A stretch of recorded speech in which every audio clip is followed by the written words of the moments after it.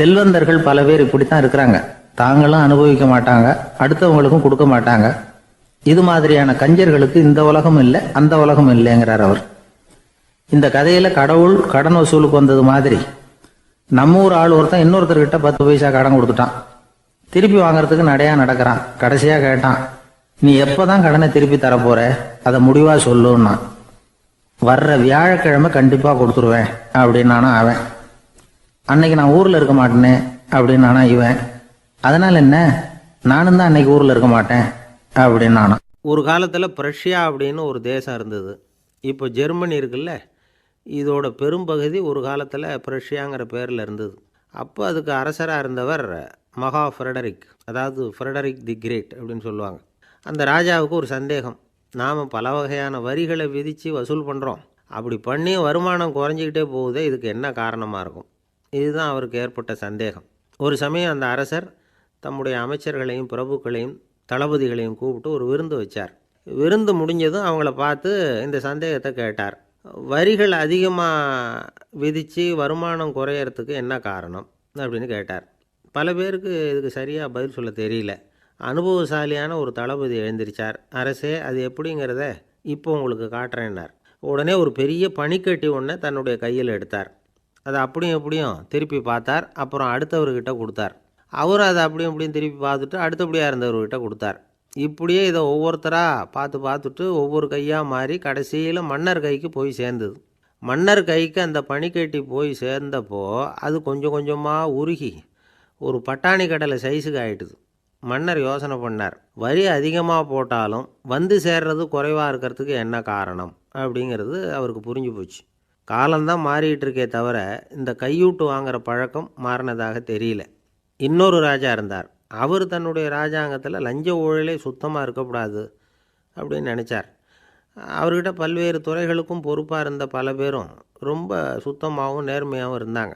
ஒரே ஒருத்தர் மட்டும் எல்லார்கிட்டையும் லஞ்சம் வாங்கிட்டே இருந்தார். அவரை வேறு துறைகளுக்கு மாற்றி பார்த்தாரு. அந்த ராஜா என்னென்னமோ பண்ணி பார்க்குறாரு. எந்த வேலையை கொடுத்தாலும் அதுலேயும் லஞ்சம் வாங்கிறதுக்கு ஒரு வழியை உண்டு பண்ணிக்குவார் அந்த ஆள். ராஜாவுக்கு இது ஒரு பெரிய தலைவலியாக போட்டுது. இவர் என்ன பண்ணுறது, இவருக்கு என்ன வேலையை கொடுக்கறது, கொஞ்சம் கூட லஞ்சம் வாங்கிறதுக்கு சான்ஸே இல்லாத ஒரு வேலையை கொடுக்கணும் அப்படின்னு திட்டம் போட்டார். ஒரு நாள் அவருக்கு அந்த உத்தரவும் போட்டுட்டார். அதாவது அவருக்கு என்ன வேலைன்னா, கடற்கரையில் தான் அவருக்கு ஆஃபீஸ். அங்கேயே இருந்துக்க வேண்டியது. தினமும் எத்தனை கடல் அலை கரையில் வந்து மோதுது அப்படிங்கிறத கணக்கெடுத்து ராஜாவுக்கு தெரிவிக்க வேண்டியது. இதுதான் அவருக்கு வேலை. பேசாமல் அலையை எண்ணிட்டு உட்காந்துருக்கிட்டோம், அப்போவாவது அவர் லஞ்சம் வாங்குகிற சந்தர்ப்பம் இல்லாமல் போயிடும் அவருக்கு அப்படின்னு நினச்சார் ராஜா. இந்த ஆள் கடற்கரைக்கு போய் டியூட்டியில் ஜாயின் பண்ணிக்கிட்டார். ஒரே மாதத்தில் அங்கே சொந்தமாக ஒரு பிரம்மாண்டமான மாளிகை கட்டிவிட்டார். ராஜாவுக்கு இது பெரிய ஆச்சரியமாக போச்சு. அலையை என்ற வேலையில் அந்த ஆள் எப்படி பணம் சம்பாதிச்சார் அப்படின்னு விசாரித்து பார்த்தார் அக்கம் பக்கத்தில். அந்த ஆள் என்ன பண்ணியிருக்கிறாருன்னா, கடற்கரையில் போய் பொறுப்பை ஏற்றுக்கிட்ட உடனே அங்கே இருந்த மீனவர்கள்கிட்ட எல்லாம் இந்த கரையில் வந்து ஒரு நாளில் வந்து மோதுகிற அலைகள் எத்தனை அப்படின்னு கேட்டிருக்காரு. அது எப்படிங்க தெரியும்னு இருக்காங்க அவங்க. தினமும் அந்த எண்ணிக்கை தெரியணும். நம்ம ராஜாவுக்கு தினமும் அறிக்கை அனுப்பணும், டெய்லி ரிப்போர்ட்டு. தவறுனா நீங்கள் இந்த கடலில் போய் மீன் பிடிக்கிறதுக்கு ராஜாவோட அனுமதி கிடைக்காது அப்படின்ட்டுருக்காரு. உடனே மீனவர்களும் பயந்து போட்டாங்க. கடலுக்கு போகிறதுக்கு அனுமதி இல்லைன்னா பட்டினி கிடக்கிறது மாதிரி ஆகிடுமே. மெதுவாக அந்த ஆளுகிட்ட போனாங்க. காதோட காதாக சொன்னாங்க, ஐயா, எங்களால் வந்து கடல் அலையை வந்து எண்ண முடியாது. தினமும் எங்களால் முடிஞ்சதை உங்களுக்கு பணமாக கொடுத்துட்றோம். நீங்கள் தான் ராஜா கிட்ட சிபாரிசு பண்ணி நாங்கள் தொடர்ந்து மீன் பிடிக்கிறதுக்கு அனுமதி வாங்கி கொடுக்கணும் அப்படின்னு வேண்டிக்கிட்டாங்க. பணம் தினமும் வந்து சேர ஆரம்பிச்சுட்டுது. பதவியில் மற்ற பதவியோட இந்த பதவி எவ்வளவோ மேல் அப்படின்னு நினச்சிட்டான் அந்த ஆள். அது மட்டும் இல்லை, தயவு பண்ணி என்னை இந்த இடத்த விட்டு மாற்றிவிடாதீங்க சார் அப்படின்னு வேற கேட்க ஆரம்பிச்சிட்டானா. கங்கை கரை தோட்டம் பக்கத்தில் ஒரு ஆசிரமம், அங்கே ஒரு பெரியவர் தங்கியிருக்கிறார். அவர் தான் ராமகிருஷ்ண பரமஹம்சர். அந்த ஆசிரமம் இருந்த இடம் கரக்பூர். வங்காளத்தில் பொதுவாக எல்லோரும் மீன் சாப்பிட்றது உண்டு. கங்கையில் குளிச்சுட்டு கையில் ஒரு மீனோடு வர்றது வழக்கம். இவர் இருக்கிற இடத்துக்கு கங்கையில் படகு வழியாக வரணும். அப்படி தான் எல்லோரும் வருவாங்க. வர்றவங்கள ஒன்று கூட்டி ஆன்மீக விஷயங்களை பற்றி பேசிக்கிட்டு இருப்பார். ஒவ்வொரு நாள் ஒவ்வொருத்தர் நகரத்துக்கு போகணும். வரும்பொழுது மீன் கொண்டுக்கிட்டு வரணும். அதுக்கு ஒரு அட்டவணையே உண்டு ஆசிரமத்தில். அது பிரகாரம் ஒரு நாள் சுவாமி யோகானந்தர் படகில் போனார். படகை செலுத்தினவங்க ராமகிருஷ்ணரையும் சுவாமி யோகானந்தரையும் மற்றவங்களையும் பித்தர்கள் அப்படின்னு சொல்லி ஏளனமாக பேசினாங்க. அவங்க என்ன பைத்தியம் பிடிச்சவங்க அப்படிங்கிறது மாதிரி. சுவாமி யோகானந்தருக்கு ரொம்ப மென்மையான இதயம். இவங்க இப்படி கண்ணாபின்னான்னு பேசுகிறத பார்த்தா மீனை வாங்கிட்டு திரும்புகிறப்போ என்ன நடக்குமோ அப்படிங்கிற பயம் வேறு வந்துட்டுது அவருக்கு. அவ்வளவு மென்மையானவர். இதை தெரிஞ்சுக்கிட்ட ராமகிருஷ்ணர், யோகானந்தா இங்கே வா அப்படின்னு கூப்பிட்டார். இவர் கண்ணீரை தொடச்சிக்கிட்டே கிட்ட போனார். சொன்னார், ஐயா, படகு ஓட்டுறவங்க உங்களை பற்றி மோசமாக பேசுகிறாங்க. என்ன திட்டினா பரவாயில்ல, ஆனால் உங்களை அவங்க திட்டுறாங்க, அதை என்னால் தாங்கிக்க முடியல அப்படின்னார். இதை கேட்டதும் ராமகிருஷ்ணருக்கு கோபம் வந்துட்டு தான். என்னது, உன்னுடைய குருவை பற்றி அவங்க மோசமாக பேசும்பொழுது நீ சும்மா இருந்தியா? வெளியில் போ அப்படின்னு விட்டார். குரு நிந்தனை செய்கிறப்போ அதை கேட்டுக்கிட்டு சும்மா இருக்கலாமா? குரு நிந்தனையை கேட்டால் பாவம் இல்லையா? என்னை தூற்றும்போது அவங்க பாவம் செய்கிறாங்க, அதை கேட்டுக்கிட்டு நீ சும்மா இருந்தால் நீயும் பாவம் செய்கிற அப்படின்னாராம். அடுத்த நாள் சுவாமி நிரஞ்சனானந்தர் போக வேண்டிய நாள். இவர் படகுல போகும்பொழுதும் அதே மாதிரி நடந்து தான். அவங்க மோசமாக பேச ஆரம்பித்தாங்க, திட்ட ஆரம்பித்தாங்க. அப்படி கேலி பண்ண ஒருத்தனை இவர் என்ன பண்ணார், பலார்னு கன்னத்தில் அரைஞ்சிட்டார். இன்னொருத்தனை கங்கையில் தூக்கி எறியறதுக்கும் தயாராகிட்டார். அதுக்கப்புறம் அவங்க யாரும் வாயை திறக்கலை. மீன் வாங்கிட்டு வர்றப்பவும் படகுல ஒரே அமைதி. அவ்வளவு பயம் அவங்களுக்கு. ராமகிருஷ்ணர் கூப்பிட்டு விசாரித்தார் என்ன நடந்ததுன்னு. இவர் சொன்னார், அவர் யோகானந்தா போகும்பொழுது என்ன நடந்ததோ அப்படியே தான் இப்போவும் நடந்தது. குரு நிந்தனை செய்கிறத கேட்டுக்கிட்டு நான் சும்மா இருப்பேனா? ஒருத்தனை அப்படியே அரைஞ்சுட்டேன், இன்னொருத்தனை ஆற்றுல தூக்கி போட்டுருவேன்னு பயமுறுத்தினேன், அவ்வளவுதான் அப்படின்னாராம். இப்போவும் ராமகிருஷ்ணருக்கு கோபம் வந்துட்டு தான். என்ன இது, அணியறது காஷாயம், இருக்கிறது ஆசிரமம், உனக்கு இவ்வளவு கோபம் வந்ததுன்னா அப்புறம் என்னத்துக்கு ஆசிரமத்தில் இருக்கணும்? பிரம்மச்சாரி எப்பவும் அமைதியாக இருக்கணும் அப்படின்னு அறிவுரை சொன்னாராம் ராமகிருஷ்ணர். அப்போ இவர் கேட்டாராம், ஏங்க அவருக்கு ஒரு விதமான அறிவுரை சொன்னீங்க, எனக்கு வேறு விதமாக அறிவுரை சொல்கிறீங்க, இதில் எது உண்மை அப்படின்னு கேட்டிருக்கார். இதுக்கு ராமகிருஷ்ணர் சொன்ன பதில் என்னென்னா, அட அசடே, சக்கரத்தில் காற்று அதிகமாக இருந்தால் குறைக்கணும், குறைச்சலாக இருந்தால் கூட்டணும். அவன் சாது, அவனுக்கு அதிக உணர்ச்சி தேவை, உனக்கு படபடப்பு அதிகம், உனக்கு பொறுமை தேவை அப்படின்னாராம். இதில் உள்ள கருத்து என்னென்னா, கல்விங்கிறது எப்படின்னா அதை சூழ்நிலைக்கு தகுந்த மாதிரி கற்பிக்கணும். எல்லாருக்கும் ஒரே மாதிரி கற்பிக்கக்கூடாது. கேட்குறவர் தகுதி, புரிஞ்சுக்கிற திறமை, இதை பொறுத்து கல்வி அமையணும். ஆரம்ப காலத்தில் ஒரு குரு, அப்போ ஒரு சீடன் இருந்தான். அது வேடிக்கையான குரு, வேடிக்கையான சீடன். ஒரு ஆசிரமம். ஒரு நாள் ஒருத்தன் அவசரமாக அந்த குருவை தேடி வந்திருக்கிறான். என்ன விஷயம்னு விசாரித்தார் குரு. உங்கள் சீடர் என்னை அடிச்சுட்டார் அப்படின்னு புகார் பண்ணானான் அந்த ஆள். குரு சீடனை கூப்பிட்டார். அடிச்சியா இந்த ஆளை அப்படின்னு கேட்டாரான். ஆமான் இருக்கான் சீடன். ஏன் அடித்தே அப்படின்னு கேட்டாரான். இந்த ஆள் உங்களை பற்றி மட்டமாக பேசிவிட்டான், என்னால் அதை தாங்கிக்க முடியல, அதனால தான் அடிச்சுட்டேன்ருக்கான். அப்படி என்ன பேசினான் அப்படின்னு கேட்டாரான். உன்னுடைய குருநாதர் இப்போல்லாம் அர்த்தமில்லாமல் பேச ஆரம்பிச்சுட்டார் அப்படின்னு சொல்லிவிட்டான், அதனால தான் அடிச்சுட்டேன் அப்படின்னானான். அதுக்காக அடித்தே அப்படின்னாரான். நான் அதுக்காக அடிக்கலை குருவே, இப்போல்லாம் நீங்கள் அர்த்தம் இல்லாமல் பேசுகிறதாக அவன் சொல்கிறான், அப்படின்னா இதுவரைக்கும் நீங்கள் அர்த்தத்தோடு பேசினதாகத்தானே அர்த்தம், அது தப்பு தானே, அதனால தான் அடித்தேன் அப்படின்னானான். ஜவஹர்லால் நேரு பிரதமராக இருந்த சமயம் அவர் ஒரு தடவை சென்னைக்கு வந்திருக்கிறார். இங்கே சில முக்கிய நிகழ்ச்சிகளில் கலந்துக்கிறதுக்காக வந்திருந்தார். ஆளுநர் மாளிகையில் ஒரு நாள் ராத்திரி தங்கி மறுநாள் புதுடெல்லி புறப்படுறதாக ஏற்பாடு. நிகழ்ச்சியிலெல்லாம் முடிச்சுக்கிட்டு ஆளுநர் மாளிகையில் தங்கியிருக்கிறார். அன்றைக்கு இரவு படிக்கிறதுக்கு ஒரு முக்கியமான புத்தகம் அவருக்கு தேவைப்பட்டது. அந்த சமயத்தில் உலக அளவில் ஒரு முக்கியமான பொருளாதாரம் சம்பந்தமான ஒரு புத்தகம் வெளியாகி இருக்கிற விஷயம் அவருக்கு தெரியும். அந்த புத்தகம் மெட்ராஸுக்கு வந்திருக்குமா, அது இங்கே கிடைக்குமா அப்படின்னு விசாரிச்சிருக்கிறார் நேருஜி. அவர் இப்படி கேட்ட உடனே அங்கே இருந்தவங்கள்லாம் ரொம்ப பரபரப்பாக செயல்பட ஆரம்பிச்சிட்டாங்க. முக்கியமான இடங்கள்ல எல்லாம் விசாரிச்சிருக்கிறாங்க அந்த புத்தகம் உங்கள்கிட்ட இருக்கான்னு. சென்னையில் உள்ள கன்னிமாரா நூல் நிலையத்துக்கு எப்படியும் அந்த புத்தகம் வந்திருக்கணும் அப்படின்னு ஒரு நம்பிக்கை. அங்கே விசாரித்தாங்க. அந்த புத்தகம் 2 நாளைக்கு முன்னாடி தான் அங்கே வந்திருக்குது அப்படிங்கிற விஷயம் தெரிஞ்சுது. உடனே எல்லோரும் அங்கே ஓடினாங்க. அவங்களுக்கு இன்னொரு சந்தேகம், புத்தகம் வந்திருக்கு சரி, அது இந்த சமயத்தில் வேறு யாரும் படிக்கிறதுக்கு எடுத்துகிட்டு போயிருக்கக்கூடாதே அப்படிங்கிற சந்தேகம் இருந்தாலும் மனசுக்குள்ளே ஒரு தைரியம். இப்படி ஒரு புத்தகம் வெளிவந்திருக்கிற விஷயமே நேருஜி சொல்லி தான் நமக்கே தெரியும். அதுவும் இல்லாமல் உலக பொருளாதாரம் சம்பந்தமான ஏதோ ஒரு புத்தகம் அது. அதை போய் இந்த நேரத்தில் அவ்வளவு ஆர்வமாக யார் எடுத்துகிட்டு போயிட போகிறாங்க அப்படிங்கிற தைரியம். இந்த தைரியத்தோடு அந்த நூல் நிலையத்துக்கு ஓடினாங்க. புத்தகத்தை தேடினா அது கிடைக்கல. யாரோ எடுத்துகிட்டு போயிருக்கிறாங்க. நேருவுக்கு மட்டுமே தெரிஞ்சிருந்த அந்த புத்தகம் பற்றின விஷயம் சென்னையில் வேற ஒருத்தருக்கும் தெரிஞ்சிருக்குது. உடனே எல்லாரும் பரபரப்பாக அந்த அதுக்குன்னு இருக்கிற ரிஜிஸ்டர் இருக்குல்ல, பதிவேடு, அதை புரட்டி பார்க்குறாங்க யார் எடுத்துகிட்டு போகிறாங்கன்னு தெரிஞ்சுக்கிறதுக்காக. எடுத்துகிட்டு போனவங்க அதில் கையெழுத்து போட்டிருப்பாங்கல்ல, அதை பார்த்து யாருன்னு தெரிஞ்சுக்கலாம் அப்படிங்கிறதுக்காக தான் அதை புரட்டுறாங்க. அதோ அந்த புத்தகத்தோட பேர் பக்கத்தில் அதை எடுத்துக்கிட்டு போனவங்க கையெழுத்து உத்து பார்க்குறாங்க எல்லாரும். அதில் போட்டிருக்குது பேர் CN அண்ணாதுரை அப்படின்னு எழுதியிருந்தது. அவர் தான் பேரறிஞர் அண்ணா. நேரு படிக்க விரும்பின ஒரு புத்தகத்தை அதே நேரம் படிக்க விரும்பின இன்னொரு தலைவர் இவர். படிக்கிறதுல அவருக்கு இருந்த ஆர்வத்தை நாம் தெரிஞ்சுக்கணும்னா அதுக்கு எவ்வளவோ சம்பவங்கள் இருக்குது. கடைசி காலத்தில் அவர் அடையாறு மருத்துவமனையில் படுத்திருக்கிறார். அவருக்கு ஒரு முக்கியமான அறுவை சிகிச்சை செய்ய வேண்டியிருக்குது அவசரமாக.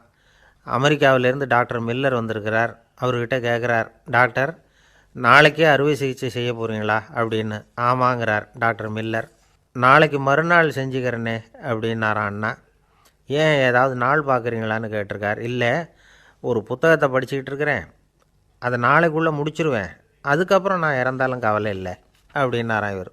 அவர் தான் அறிஞர் அண்ணா. சங்ககால நூல்கள்லேருந்து சமீபத்தில் வந்த நூல்கள் வரைக்கும் எல்லாம் அவர் படிச்சிருக்கிறார். ஒரு திருமண விழாவில் அவர் பேசும்பொழுது சொன்ன விஷயம் இது. சங்க காலத்தில் காதலியை மணக்க விரும்புகிறவனுக்கு அவனுடைய தந்தை வீர சோதனைகள்லாம் வைப்பார். போய் புலிப்பல் கொண்டுக்கிட்டு வா, அப்போ தான் என் பொண்ணை கொடுப்பேன் அப்படின்னு சொல்லுவார். காதலன் உடனே காட்டுக்கு போவான், ஒரு புலியை கொன்று அதனுடைய பல்லை கொண்டுக்கிட்டு வருவான். அதை வீர பதக்கத்தில் பதிச்சு அவனுக்கு மாமனார் சூட்டுவார் கல்யாண சமயத்தில். இப்போலாம் காதலன் கிட்ட அப்படி சொல்ல முடியாது. இப்போலாம் காதலன்கிட்ட காட்டுக்கு போய் புலிப்பல் கொண்டுக்கிட்டு வான்னு யாராவது சொன்னால் புலி தான் மாப்பிள்ளையாக வந்து சேரும் அப்படின்னார். இந்த உலகத்தில் நாம் நல்லபடியாக இருக்கணும்னா அதுக்கு முக்கியமாக தேவைப்படுறது 2. ஒன்று செல்வம், இன்னொன்று அறிவு. சரி, இது 2ல் சிறந்தது எது அப்படின்னு ஒரு கேள்வி கேட்டால் என்ன பதில் சொல்கிறது? இதே கேள்வியை ஹஸ்ரத் அலி அவர்கள்கிட்ட கேட்டாங்களாம். அவர் ஒரு பெரிய அறிஞர். கேள்வி கேட்டவங்களும் சாதாரண ஆட்கள் இல்லை, இவங்களும் அறிஞர்கள். ஒரு நாள் ஹஸ்ரத் அலி அவர்கள்கிட்ட 10 அறிஞர்கள் வந்தாங்களாம். ஐயா, நாங்கள் 10 பேரும் உங்ககிட்ட ஒரே கேள்வியை தான் கேட்க வந்திருக்கிறோம், ஆனால் எங்கள் 10 பேருக்கும் நீங்கள் தனித்தனியாக பதில் சொல்ல முடியுமா அப்படின்னு கேட்டிருக்காங்க. அதாவது அவங்க ஒரே கேள்விக்கு இவர்கிட்ட இருந்து 10 விதமான பதில் எதிர்பார்க்குறாங்க. சரி கேளுங்க, என்ன கேள்வி அப்படின்னார் அவர். அப்போ தான் அவங்க கேட்டாங்களாம், செல்வம் அறிவு இது 2ல் சிறந்தது எது? இதுதான் கேள்வி. ஹஸ்ரத் அலி என்ன பண்ணார் தெரியுமா? அவங்கள ஒவ்வொருத்தராக கூப்பிட்டார், ஒவ்வொரு விதமான பதிலை சொல்லி அனுப்புனார். முதல்ல ஒருத்தரை கூப்பிட்டார், சொன்னார், அறிவுங்கிறது தீர்க்கதரிசிகள், ஞானிகள், மகான்கள் இவங்களோட பரம்பரை சொத்து. ஆனால் செல்வங்கிறது கொடுங்கோலரின் ஆயுதம், அதனால் அறிவு தான் சிறந்தது அப்படின்னார்.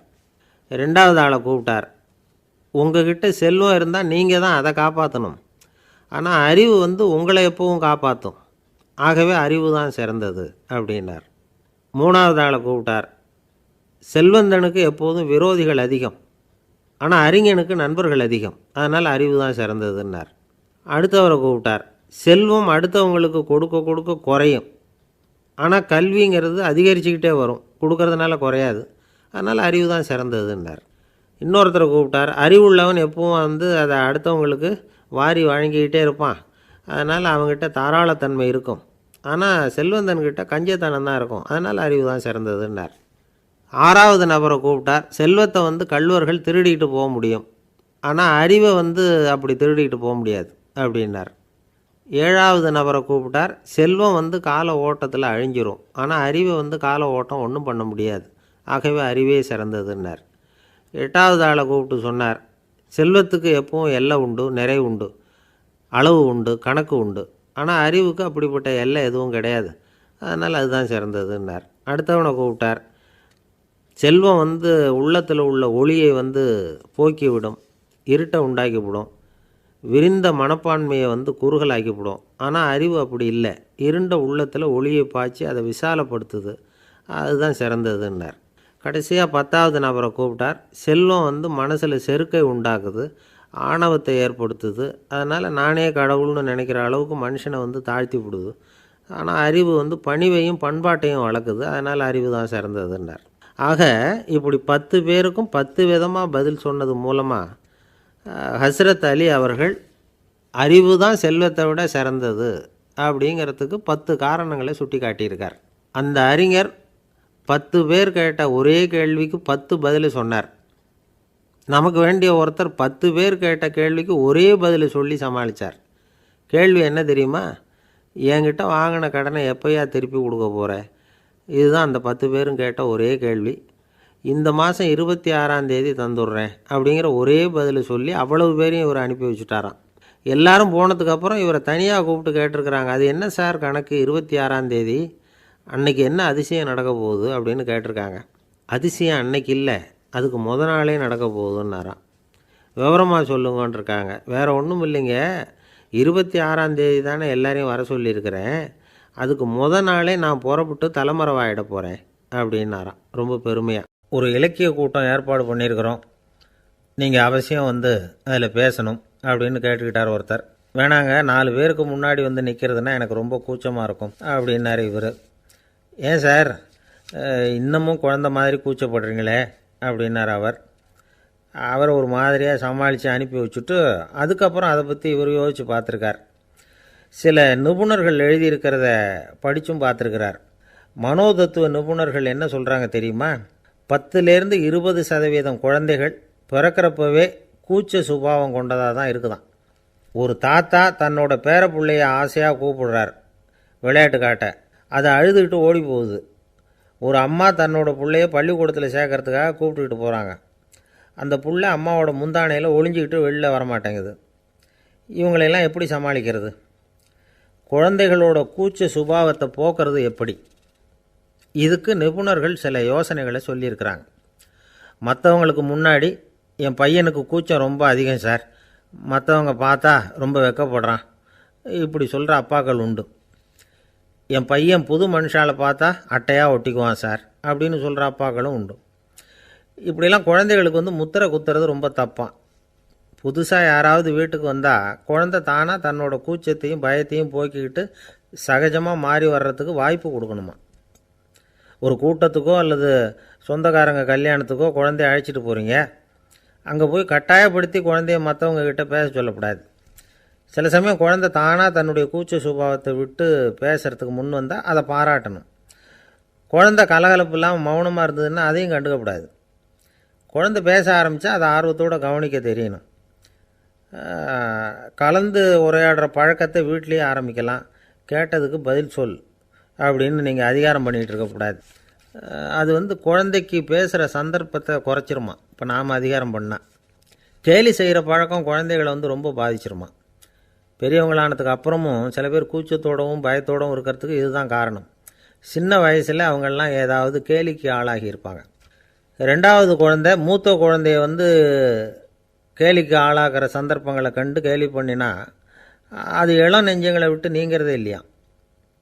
எப்பவும் குழந்தையோட நடை உடை பாவனைகளை பற்றி சொல்லிக்கிட்டே இருக்கக்கூடாதான். அதுவே கூச்ச சுபாவத்தை கொண்டுட்டு வந்துடுமா. அப்பா எங்கேன்னு யாராவது கேட்டால் இது மாதிரி இன்ன காரியத்துக்காக வெளியில் போயிருக்கார், இத்தனை மணிக்கு திரும்பி வருவார் அப்படின்னு சொல்கிற அளவுக்கு குழந்தைகளை பழக்கப்படுத்தி வைக்கணும். ஃபோன்லேயே யாராவது விசாரித்தா கூட இது மாதிரி பதில் சொல்லு அப்படின்னு சொல்லணும். சின்ன சின்ன மீட்டிங்கில் 4 வார்த்தை பேச தயார் பண்ணலாம். ஒரு கடையிலையோ அல்லது ஹோட்டல்லையோ ஏதாவது விவரம் கேட்கணும்னா உங்கள் குழந்தைய தைரியமாக அனுப்புங்க. குழந்தைகள் பணிவாகவும் பொறுமையாகவும் விவரம் கேட்குறப்போ கூச்ச சுபாவம் தானாக போயிடும். சின்ன வயசுலேயே இப்படிலாம் பழக்கப்படுத்தினா தான் வருங்காலத்தில் தைரியமாக இந்த சமுதாயத்தில் வாழ முடியும். இல்லைன்னா 60 வயசுலேயும் அடுப்பங்கரையை விட்டு வெளில வர்றதுக்கு கூச்சப்பட்டுக்கிட்டு தான் இருக்க வேண்டியிருக்கும். இந்த காலத்து பிள்ளைங்க எவ்வளவோ பரவாயில்ல, எதுக்கும் தயங்குறதில்ல, கூச்சப்படுறதில்ல. ஒரு அம்மா அடுப்பங்கரையிலேருந்து சத்தம் போட்டாங்க, டேய் ராமு, தயவு பண்ணி அந்த டிவியை நிறுத்துறா, அந்த பெண்ணோட குரல் மகா மோசம், அடுப்பங்கரையில் இருக்கிற என்னாலேயே அதை சகிச்சிக்க முடியல அப்படின்னாங்களாம்.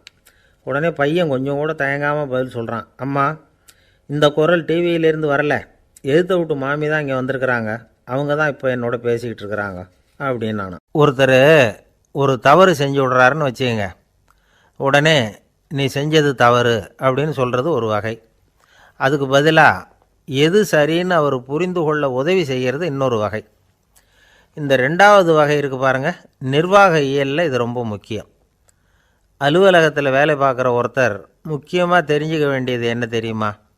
சக ஊழியர்கள்கிட்ட எப்படி பழகணும், மேலதிகாரிகள்கிட்ட எப்படி பழகணும், தனக்கு கீழே வேலை செய்கிறவங்கக்கிட்ட எப்படி பழகணும், வாடிக்கையாளர்கள்கிட்ட எப்படி பழகணும், இவங்க எல்லார்கிட்டையும் செம்மையான உறவை ஏற்படுத்திக்கிறது எப்படி, இதையெல்லாம் சொல்லிக் கொடுக்குற பாடம் தான் இன்டர் பர்சனல் ஸ்கில், திறமையான உறவு அப்படிங்கிறது. எந்த வேலையில் இருந்தாலும் சரி, இந்த உறவுகளை வளர்க்கும் திறன் உள்ளவங்க சீக்கிரம் முன்னுக்கு வந்துடுறாங்க. மற்றவங்கக்கிட்ட உறவை பலப்படுத்திக்கிறது எப்படி அப்படின்னு தெரிஞ்சுக்கிட்டோம்னா எந்த ஒரு தடையையும் சுலபமாக தாண்டி செய்கிற தொழிலில் முன்னுக்கு வந்துடலாம்.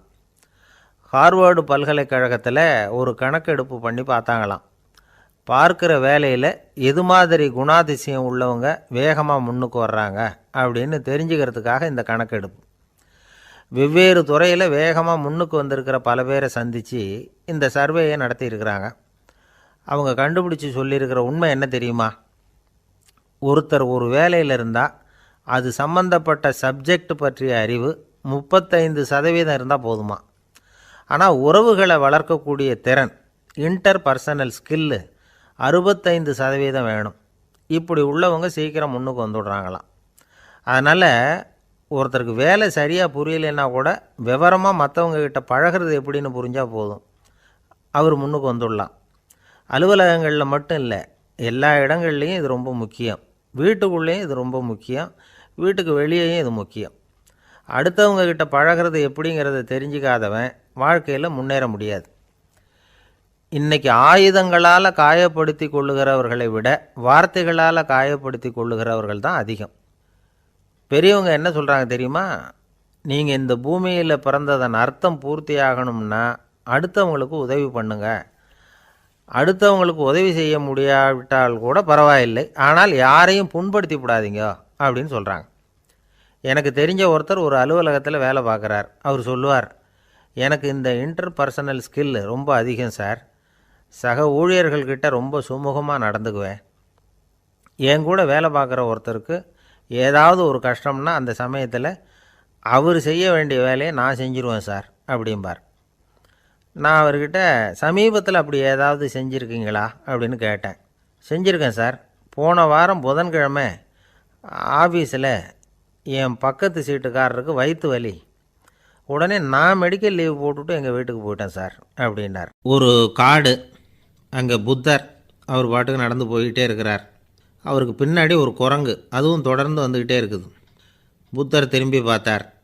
குரங்கு அப்படியே குதித்து உயர எழும்பி ஒரு கிளையில் போய் உக்காந்துது. ஏன் இப்படி பண்ணுறேன்னு கேட்டார் புத்தர். என்னை சாதாரணமாக நினைக்க வேணாம், நான் மகாமந்தி, என்னால் எல்லாம் முடியும், முடியாதுங்கிற வார்த்தையே என்னுடைய அகராதியில் கிடையாது, என்ன வேணும்னாலும் செய்வேன் அப்படின்னுது. அப்படின்னா ஒரு பந்தயம் வச்சுக்கலாமான்னார் இவர். ஓ வச்சுக்கலாமேன்னுது. வேறு ஒன்றும் இல்லை, இப்போ நீ மேலே எழும்பி அந்த கிளையில் உட்காந்தது மாதிரி அங்கேருந்து தாவி என் உள்ளங்கையில் உட்காரணும், அவ்வளவுதான் அப்படின்னார். அப்படி உட்காந்துட்டா என்ன பரிசு அப்படின்னு கேட்டது அது. சொர்க்கத்தில் இருக்கிற மாமன்னன் மரகத சக்கரவர்த்தியை என்னோட இருக்கும்படியாக கூப்பிட்டுக்கிறேன். அந்த சமயத்தில் அவருடைய அரியணை அங்கே காலியாகிடும், நீ அதில் போய் உட்காந்துக்கலாம். பந்தயத்தில் தோத்துட்டா ஒரு கல்ப காலம் இந்த பூமியில் வாழ வேண்டியிருக்கும், அதுக்கு பிறகு தான் என்கிட்ட வர முடியும், என்ன சொல்கிற அப்படின்னார். குரங்குக்கு தாவறது ஒரு பெரிய காரியமா? இது எனக்கு ரொம்ப சாதாரண விஷயம், என்ன இப்போவே தாவட்டுமா அப்படின்னுது. சரின்னு சொல்லி உள்ளங்கையை நீட்டினார். அவருடைய கை தாமரை இலை அளவுக்கு அப்படியே விரிஞ்சுது. குரங்கு சௌகரியமாக உட்கார்றதுக்காக. குரங்கு தாவறதுக்கு தயாராச்சு. அதுக்கு முன்னாடி ஒரு சின்ன யோசனை அதுக்கு. இந்த கிளையிலேருந்து அந்த கைக்கு தாவறது எனக்கு ரொம்ப அற்பமான ஒரு வேலை, இது ரொம்ப சாதாரணம், என்னுடைய கௌரவத்துக்கு இது சரியாக இருக்காது. அதனால் நான் என்ன பண்ண போகிறேன்னா, இங்கேருந்து கிளையிலேருந்து அப்படியே உயர எழும்ப போகிறேன். எழும்பி மேல் உலகம் போய் அங்கே ஒரு சுற்றிவிட்டு அதுக்கப்புறம் அங்கேருந்து நேராக இந்த கையில் உட்கார போகிறேன் அப்படின்னு நினச்சிது. என்ன யோசிக்கிற அப்படின்னார் புத்தர். ஒன்றும் இல்லை, இந்த பாயிரம் பார் அப்படின்னு சொல்லி தாவி உயர போயிட்டுது. கொஞ்ச நேரத்தில் வான உலகத்துக்கே போய் சேர்ந்துட்டுது. அங்கே போய் பார்த்தா அங்கே ஒரு 5 பளிங்கு தூண்கள் இளம் சிவப்பு நிறத்தில் நின்றுக்கிட்டு இருக்குது. குரங்கு நினச்சிக்கிட்டது, புத்தர்கிட்ட போய் இந்த பளிங்கு தூண்களை பார்த்தோம்னு சொன்னால் அப்படியே திகைச்சு போயிடுவார், இந்த தூணில் ஏதாவது அடையாளம் செஞ்சுட்டு போகணும் அப்படின்னு அந்த இடத்துல மிதந்துக்கிட்டே நினச்சிது. உடனே ஒரு தூணில் எழுதிச்சு. என்ன எழுதிச்சுன்னா, ஒரு மகா ஞானி இங்கே வந்துட்டு போகிறார் அப்படின்னு எழுதிச்சு. எழுதிவிட்டு அப்படியே கீழே தாவி வந்து புத்தரோட உள்ளங்கையில் உட்காந்துது. எப்படி பார்த்தீங்களா என்னுடைய வேலை? வான உலகத்துக்கே போய் அங்கே இருக்கிற 5 பளிங்கு தூண்களை பார்த்துட்டு அதில் நான் வந்த விவரத்தை எழுதி வச்சுட்டு அதுக்கப்புறம் இங்கே வந்திருக்கிறேன் அப்படின்னுது ரொம்ப பெருமையாக. அப்படியா அப்படின்னார் புத்தர். ஆமாம், சந்தேகமாக இருந்தால் வாங்க, அழைச்சிட்டு போய் காட்டுறேன் அப்படின்னுது அந்த குரங்கு. அதுக்கு தேவையில்லை, அப்படியே கொஞ்சம் கீழே குனிஞ்சு பார் தெரியும் அப்படின்னார் புத்தர். அங்கே பார்த்தா புத்தரோட உள்ளங்கை தெரிஞ்சுது. நல்லா உத்து பார்த்துது. அவரோட ஒரு விரலில் அது எழுதிய வாசகம் தெரிஞ்சுது. குரங்கு யோசனை பண்ணிச்சு, அப்படின்னா வானத்தில் நான் பார்த்தது புத்தரோட விரல்களா அப்படின்னு யோசிச்சுது. இதை புரிஞ்சுக்கிட்ட உடனே அந்த குரங்கோட கர்வம் அழிஞ்சு போச்சான். நம்ம மனசு தான் இந்த குரங்கு. மனம்ங்கிறதும் ஆணவங்கிறதும் ஒரு நாணயத்தின் 2 பக்கங்கள். மனம் உள்ளவரை ஆணவமும் இருக்கும். மனம் அழிஞ்சாதான் ஆணவம் அழியும். மனம் அழிய வேண்டும் அப்படின்னு பெரியவங்க சொல்கிறது இந்த அர்த்தத்தில் தான். நம்ம ஆளுங்க சவால் விடுறதெல்லாம் வேறு மாதிரி. ஒருத்தன் ஒரு வாய்க்காலை தாண்டுறேன்னு பந்தயம் கட்டி தாண்ட முடியாமல் வாய்க்காலில் விழுந்து காலை உடச்சிக்கிட்டு கட்டு போட்டுக்கிட்டு வந்தான். ஏன்டா அப்படின்னு கேட்டாங்க. நான் பந்தயம் கட்டின நேரம் சரியில்லை அப்படின்னா. எப்படிறான்னு கேட்டிருக்காங்க. வாய்க்காலில் தண்ணி இருக்கிற நேரமாக பார்த்து பந்தயம் கட்டியிருக்கணும் அப்படின்னானா. ஒருத்தர் சிகரெட்டும் கையுமா வந்தார். சார், இந்த புகைப்பிடிக்கிற பழக்கத்தை நிறுத்தி போடணும்னு தான் பார்க்குறேன், முடியலேன்னார். புகைப்பிடிக்கிறத நிறுத்துறது ரொம்ப சுலபம் சார் அப்படின்னார் இன்னொருத்தர். எப்படி சொல்கிறீங்கன்னு கேட்டார் அவர். நான் கூட ஏற்கனவே 10 தடவை அந்த பழக்கத்தை நிறுத்தி இருக்கிறேன் சார் அப்படின்னார் இவர். இதிலேருந்து என்ன தெரியுது? புகைப்பழக்கத்தை திடீர்னு விட்டு விடுறதுங்கிறது ரொம்ப கஷ்டம்னு தெரியுது. இருந்தாலும் இது சம்பந்தமான ஆராய்ச்சி, அனுபவம், இது 2ஐயும் அடிப்படையாக வச்சு சில வழிமுறைகளை சொல்கிறாங்க. அதாவது புகைப்பிடிக்கிறத நிறுத்துறதுக்கு 10 வழிகள் உண்டு அப்படின்னு சொல்கிறாங்க. அது என்னங்கிறத தெரிஞ்சுக்கிட்டா உபயோகப்படுதான்னு பார்க்கலாமே. முதல் கருத்து என்னன்னா, கொஞ்ச நாளைக்கு புகைப்பிடிக்கிற நண்பர்களை விட்டு விலகி இருக்கணும். இதனால் புகைப்பிடிக்கிற ஆசை குறையும். அந்த பழக்கத்தை மறுபடியும் ஆரம்பிக்கப்படாதுங்கிற எண்ணம் உறுதிப்படும். 2வது கருத்து, புகைப்பிடிக்கிறதை எதிர்த்து தீவிரமாக பிரச்சாரம் செய்ய ஆரம்பிச்சிடணும். அது அடுத்தவங்களுக்கும் உபயோகப்படும், உங்களுக்கும் உபயோகப்படும். உங்கள் உள்ளுணர்வை அது தூண்டும், உங்களை உறுதி கொள்ள வைக்கும். 3வது கருத்து என்னென்னா, தினமும் 2 தடவை குளிக்கணும். எப்படி தெரியுமா? முதல்ல வெது வெதுப்பான தண்ணீர், அப்புறம் குளிர்ந்த தண்ணீர், இப்படி மாறி மாறி குளிக்கணுமா. 4வது கருத்து, உடற்பயிற்சிகள் செய்யணும். மூச்சு வாங்குற மாதிரியான பயிற்சிகள் ரொம்ப நல்லதான். பிராணாயாமம் அப்படிங்கிற மூச்சு பயிற்சி ரொம்ப நல்லதுங்கிறாங்க. அப்புறம் 5வது கருத்து, சாப்பாடு மிதமாக இருக்கணும், சீராக இருக்கணும். பச்சை காய்கறிகள், பழங்கள் சாப்பாட்டில் சேர்த்துக்கலாம். அடிக்கடி கொஞ்சம் கொஞ்சமாக சாப்பிட்டு ரத்தத்தில் சர்க்கரையின் அளவை பராமரிக்கணும். இது நரம்புகளை அமைதிப்படுத்தும். 6வது கருத்து என்னென்னா, ரொம்ப நேரம் பசியோடு இருக்கக்கூடாது. புகைப்பிடிக்கிறத நிறுத்த முயற்சி செய்யும் பொழுது எடை குறைப்பு நடவடிக்கைகளை மேற்கொள்ளக்கூடாது. 7வது கருத்து, காப்பி, தேநீர், மதுபானம், அப்புறம் போதைப் பொருள்கள் கலந்த உணவுகள் இதெல்லாம் வேணாம். புகைப்பிடிக்கிறத அதெல்லாம் ஊக்கப்படுத்தும். கடுகு, மிளகு, அப்புறம் காரமான பொருள்களை தவிர்க்கணும். உப்பு அளவை குறைக்கணும். தினமும் 10 குவளை தண்ணீராவது குடிக்கணும். வெறும் தண்ணி புகைப்பிடிக்கிற ஆவலை தணிக்குதான். 8வது கருத்து, கையில் சிகரெட்டு, புகையில ஏதாவது இருந்தால் உடனே தூக்கி எறிஞ்சிருங்க. அது கையில் இருக்கிற வரைக்கும் புகைப்பிடிக்கிற ஆசை வந்துக்கிட்டே இருக்கும். 9வது கருத்து என்னென்னா, இறை நம்பிக்கை உள்ளவங்க புகைப்பிடிக்கிற எண்ணம் வர்றப்போவெல்லாம் பிரார்த்தனை செய்ய ஆரம்பிச்சுடலாம். 10வது கருத்து, உங்களுக்கு ரொம்பவும் வேண்டியவங்க யாரோ அவங்கக்கிட்ட எல்லாம் நீங்கள் புகைப்பிடிக்கிறத நிறுத்தி விட்டதாக சொல்லிவிடுங்க. இந்த 10 வழிகளையும் கடைபிடிக்க ஆரம்பிச்சுட்டா புகைப்பிடிக்கும் பழக்கத்தை நிறுத்தி விடலாம் அப்படின்னு சொல்கிறாங்க அனுபவப்பட்டவங்க. முயற்சி பண்ணி பார்க்கலாம். ஒரு முக்கியமான இடத்துல நின்றுக்கிட்டு இருந்தார் ஒருத்தர். அங்கே இன்னொருத்தர், ஏன் சார் இந்த இடத்துல சிகரெட் பிடிக்கலாமா அப்படின்னு அனுமதி கேட்டார். இந்த இடத்துல சிகரெட் பிடிக்கக்கூடாதுங்க அப்படின்னாரு இவர். நீங்கள் இப்படி சொல்கிறீங்க, ஆனால் இந்த இடத்துல கீழே நிறைய சிகரெட் துண்டுகள் கிடக்குதே, அவங்கெல்லாம் யார்? அவங்கெல்லாம் உங்கள் மாதிரி என்கிட்ட அனுமதி கேட்காதவங்க அப்படின்னாராம் இவர். என்னுடைய நண்பர் ஒருத்தர் ஆழ்ந்த சிந்தனையில் இருந்தார். என்ன யோசனை பண்ணுறீங்கன்னு கேட்டேன். தலைவர் ஆகணும்னு பார்க்குறேன், அதுதான் என்ன வழின்னு யோசிச்சுக்கிட்டு இருக்கேன்னார். நான் கூட அது மாதிரி யோசித்து பார்த்தேன். அதுக்கப்புறம் அந்த யோசனையை கை விட்டுட்டேன் அப்படின்னோம். ஏன்னு கேட்டார். அதுக்கான தகுதிகள் நமக்கு இல்லைங்கிறது புரியுது. அது நமக்கு புரியறத விட நம்ம விட மற்றவங்களுக்கு நல்லா புரிஞ்சு போச்சு. அதனால் பேசாமல் கம்முன்னு இருந்துடுறது தான் நல்லது அப்படின்னோம். தலைவர் ஆகிறதுக்கு தகுதிகள் வேறு உண்டோ அப்படின்னு கேட்டார். அவர் யதார்த்தமாக தான் கேட்குறார். நாங்கள் உடனே எங்ககிட்ட இருந்த ஒரு புஸ்தகத்தை எடுத்து அவர்கிட்ட கொடுத்தோம். படித்து பாருங்கன்னு. தலைவர் ஆகிறதுக்கு என்ன வழி அப்படிங்கிறத பற்றி அதில் போட்டிருக்கிறாங்க. முதல் வழி என்ன தெரியுமா? ஒரு 4 பேர் முன்னாடி இல்லைன்னா ஒரு கூட்டத்துக்கு முன்னாடி நீங்கள் பேச போகிறீங்க. அப்போ எப்படி ஆரம்பிக்கணும்னா, உண்மையான புகழ்ச்சி, நேர்மையான பாராட்டு, இதோடு ஆரம்பிக்கணும். எடுத்ததுமே அது சரியில்லை இது சரியில்லைன்னு பேசிகிட்டு இருக்கக்கூடாது. மக்களை பார்த்து நீங்கள் தான் தப்பு பண்ணிவிட்டீங்க அப்படின்னு நேரடியாக சொல்லக்கூடாது. தவறு இருந்தாலும் அதை மறைமுகமாக ஏதாவது கதை சொல்லி அதிலிருந்து அவங்க புரிஞ்சுக்கிற மாதிரி செய்யணும்.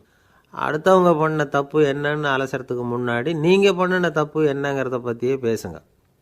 எதுக்கும் நேரடியாக உத்தரவு போட்டுக்கிட்டு இருக்கக்கூடாது. இதை நீங்கள் செய்யணும் அப்படின்னு சொல்கிறதுக்கு பதிலாக நீங்கள் இப்படி செஞ்சால் எப்படி இருக்கும் அப்படின்னு கேள்வி மாதிரி கேட்கணுமா. இப்படி கேட்டால் அது உத்தரவு மாதிரி தெரியாதான். அடுத்தவங்க மரியாதையை காப்பாற்றுறது மாதிரி பேசணுமா. உங்கள் பேச்சு இன்னொருத்தரை அவமானப்படுத்துறது மாதிரி இருக்கக்கூடாதான். ஏண்டா இவங்கிட்ட போய் மாட்டிக்கிட்டோம்னு யாரும் நினச்சிடக்கூடாது. ஒவ்வொரு சின்ன வளர்ச்சியையும் பாராட்டணும். வெற்றி சாதாரணமாக இருந்தாலும் பாராட்டாமல் இருந்துடக்கூடாது. பாராட்டும் பொழுது தாராளமாக இருக்கணும். குறை சொல்லும் பொழுது கவனமாக இருக்கணும். வாய்க்கு வந்தபடி பேசிவிட்டா அதுக்கப்புறம் வகையாக மாட்டிக்கிட்டு முழிக்க வேண்டியிருக்கும். நீங்கள் பேசுகிறது இன்னொருத்தருக்கு ஒரு கௌரவத்தையும் மரியாதையும் உண்டு பண்ணுறது மாதிரி இருக்கணும். நீங்கள் பேசுகிறது அடுத்தவங்களுக்கு இருக்கிற கொஞ்ச நெஞ்ச மரியாதையும் எடுத்து விடுறது மாதிரி இருக்கக்கூடாது. உங்கள் பேச்சை கேட்டால் கேட்குறவங்களுக்கு ஒரு ஊக்கம் வரணும், உற்சாகம் வரணும். தவறு எதுவாக இருந்தாலும் அதை சுலபமாக திருத்திக்கலாம், சரி பண்ணிக்கலாங்கிறது மாதிரி இருக்கணும் உங்கள் பேச்சு. அடுத்தவங்களை சந்தோஷப்படுத்துங்க. உங்கள் யோசனையை கேட்டு நடந்துக்கிறதுனால அந்த சந்தோஷம் அவங்களுக்கு கிடைக்கணும். இந்த தகுதியெல்லாம் உங்ககிட்ட இருந்தால் நீங்கள் ஒரு சிறந்த தலைவராகலாம் அப்படின்னு அந்த புஸ்தகத்தில் போட்டிருக்குது. இந்த காலத்தில் தலைவர் ஆகிறதுக்கு வேறு சில தகுதிகள்லாம் கூட தேவைப்படுது. ஒரு புள்ள தன்னுடைய அப்பா கிட்ட, அப்பா உன்ன மாதிரியே நானும் அரசியலில் சேரணும், தலைவர் ஆகணும்னு ஆசைப்படுறேன், இன்னையிலேருந்து எனக்கு அரசியல் பாடம் கற்றுக் கொடு அப்படின்னு கேட்டிருக்கான். அவரும் சரின்னு சொல்லிவிட்டு ஒரு பெரிய ஏணியை எடுத்துகிட்டு வந்தாராம். ஒரு செவுத்தில் சாத்தினார். இந்த ஏணியில் ஏறி உயர போய் அங்கே பரன் மேலே இருக்கிற ஒரு புத்தகத்தை எடுத்துகிட்டு வாடான் இருக்கார். மகனை பார்த்து, அப்பா ஏணி ரொம்ப உயரமாக இருக்குது, நீ ஜாக்கிரதையாக இதை பிடிச்சிக்கோ, நான் ஏறி போகிறேன் அப்படின்னு நான் பையன். பயப்படாத, நான் பார்த்துக்கிறேன்னார் அப்பா. பையன் ஏணியில் ஏறினா உச்சிக்கு போனதும் அப்பா கையை எடுத்துட்டார். ஏணி அப்படியே சரிஞ்சுட்டுது. பையன் பொத்துன்னு கீழே விழுந்துட்டான். இடுப்பை பிடிச்சிக்கிட்டே எழுந்திரிச்சான்.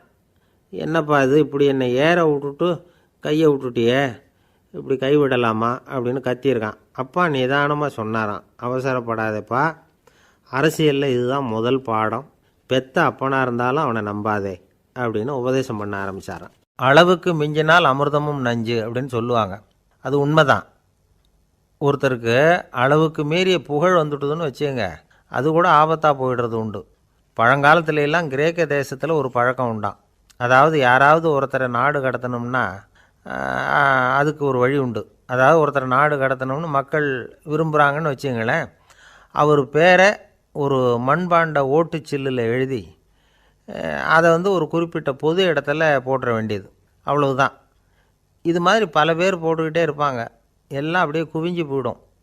அந்த ஓட்டாஞ்சில்லு குவியலில் யாருடைய பேர் அதிகமாக இருக்குதோ அந்த நபரை ஒரு 10 ஆண்டுகள் நாடு கடத்தி விடுவாங்க. இது அந்த ஊர் வழக்கமாக. ஒரு நாள் அந்த குவியலுக்கு பக்கத்தில் ஒரு ஆள் நின்றுக்கிட்டு இருக்கிறான். அவன் கையில் ஒரு ஓட்டாஞ்சில்லு வச்சுருக்கிறான். அதில் யாரோட பேரையோ எழுதணும், எழுதி அந்த இடத்துல போடணுங்கிறது அவன் ஆசை.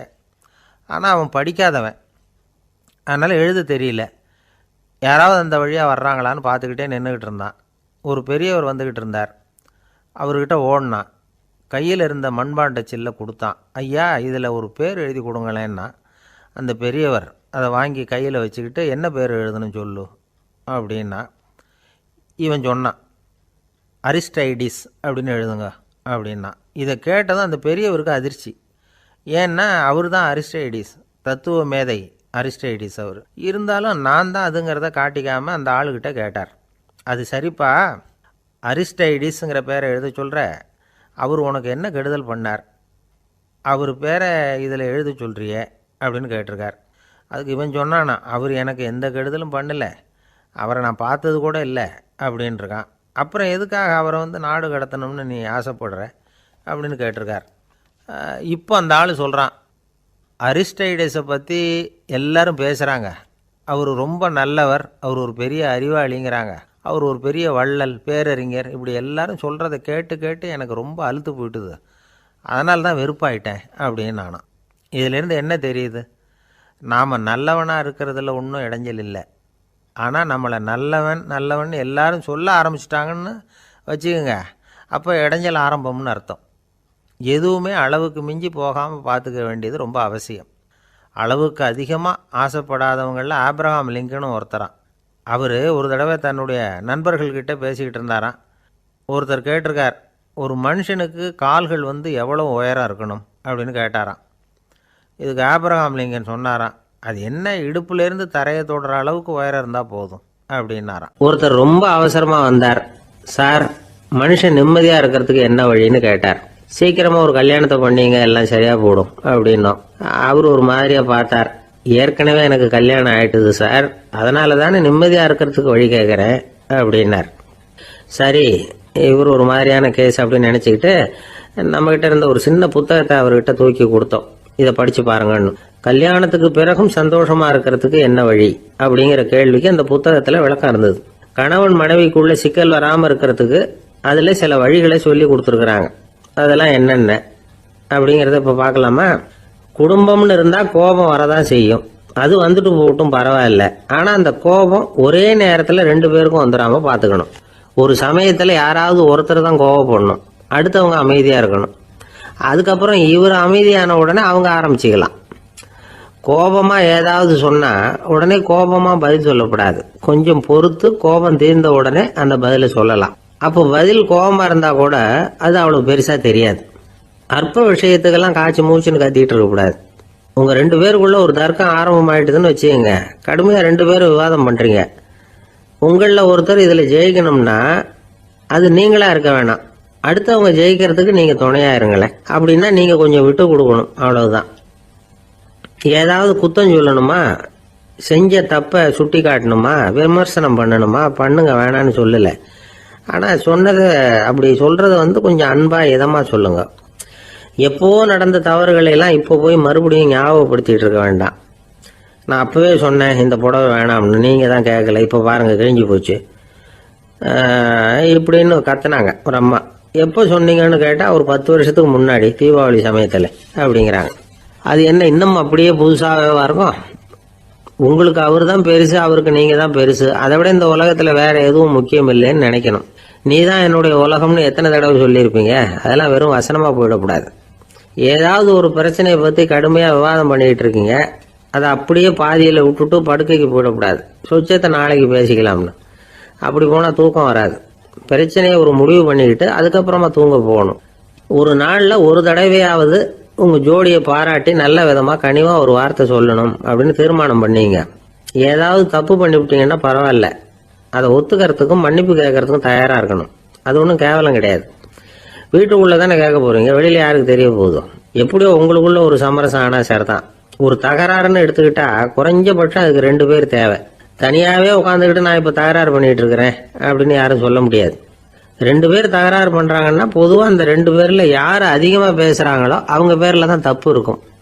அதை மனசில் வச்சுக்கணும். இதெல்லாம் தான் அந்த புத்தகத்தில் போட்டிருக்கிற வழிமுறைகள். இவ்வளவும் சரியாக வரலைன்னா அப்புறமா சொல்லுங்கள், வேற புத்தகம் ஏதாவது இருக்கான்னு தேடுவோம். ஒரு கணவன் தன்னுடைய மனைவியை அழைச்சிட்டு ஒரு மனோதத்துவ டாக்டர்கிட்ட வந்தாரா. டாக்டர், எங்களுக்கு கல்யாணம் ஆகி 30 வருஷ காலமாக நாங்கள் ஒரு விஷயத்தில் கூட ஒத்து போனதில்லை அப்படின்னு ஆரம்பித்தார்.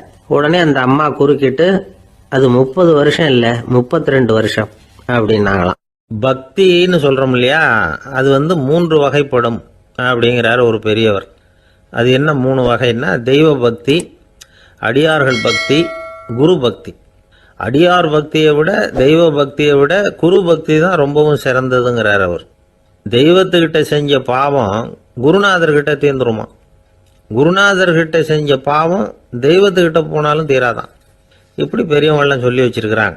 ஒரு காடு, அங்கே அயோத தௌமியர் அப்படின்னு ஒரு தபோதனர், அவர் பல மாணவர்களை ஒன்றா சேர்த்து ஒரு குருகுலம் நடத்திக்கிட்டு இருக்கிறார். பல தரப்பட்டவங்க பல திறப்பட்டவங்க மாணவர்கள் அதில் சேர்ந்து படிச்சுக்கிட்டு இருக்கிறாங்க. பாஞ்சால ராஜகுமாரன் ஒருத்தனும் அந்த குருகுலத்தில் சேர்ந்து படிச்சுக்கிட்டு இருக்கிறான்.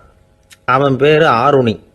பெரிய இடத்து புள்ள, இருந்தாலும் படுப்பில் ரொம்ப கெட்டிக்காரனாக இருந்தான். அவன் தான் அங்கே முதல் மாணவன். ஒரு நாள் குருநாதர் அந்த அரசகுமாரனை கூப்பிட்டார். நம்ம குருகுலத்துக்கு சொந்தமான வயலில் தண்ணீர் பெருகி வெள்ளம் வந்து பயிரை வந்து அழிக்குதான், அதனால் நீ போய் மடையை அடைச்சிட்டு வந்துடும் அப்படின்னார். அந்த அரசகுமாரன் உடனே புறப்பட்டான். குருநாதர் சொல்லிட்டார்ல, உடனே புறப்பட்டான். நான் பெரிய இடத்து பிள்ளையாச்சே, ராஜகுமாரனாச்சே, ரொம்ப செல்வாக்கூட வளர்ந்தவனாச்சே, நான் போய் வயலில் இறங்கி வேலை செய்கிறதா அப்படின்னுலாம் அவன் நினைக்கல. குருநாதர் கட்டளையை நிறைவேற்ற வேண்டியது நம்ம கடமை அப்படின்னு நினச்சான். உடனே ஒரு மண்வெட்டியை துவக்கி தோளில் வச்சுக்கிட்டு புறப்பட்டு போயிட்டான். வயலுக்கு போனான். பார்த்தான், தண்ணி கரையை உடச்சிக்கிட்டு வயலுக்குள்ளே ஏகமாக பாஞ்சிக்கிட்டு இருக்குது. இவன் மண்வெட்டியால் களிமண்ணை புல்லோடு சேர்த்து புல் பத்த மாதிரி வெட்டி வெட்டி போட்டான். இருந்தாலும் மடையை அடைக்க முடியல. தண்ணி அதை மீறி வந்துக்கிட்டே இருக்குது. தண்ணி வந்து வேகமாக வயலுக்குள்ளே போய்கிட்டே இருக்குது. போடுற பத்தையெல்லாம் கரைஞ்சி கரைஞ்சி போயிட்டுருக்கு. இருந்தாலும் இவன் தன்னுடைய முயற்சியை கைவிடலை. வெட்டி வெட்டி போட்டுக்கிட்டே இருக்கிறான். காலையில் அங்கே போனவன் சாயந்தரம் வரைக்கும் இப்படி செஞ்சுக்கிட்டு இருக்கிறான். உடம்பும் மனசும் ரொம்பவும் சோர்ந்து போச்சு. இருந்தாலும் குருநாதர் இட்ட கட்டளையை நிறைவேற்றாமல் இருக்கிறோமேங்கிற ஒரு குறை அவனுக்கு இருக்குது. குரு கட்டளையை நிறைவேற்றாத நான் வந்து இன்னமும் இருக்கணுமா அப்படின்னு யோசனை பண்ண ஆரம்பிச்சிட்டான். என்ன செய்யலாம்னு பார்த்தான்.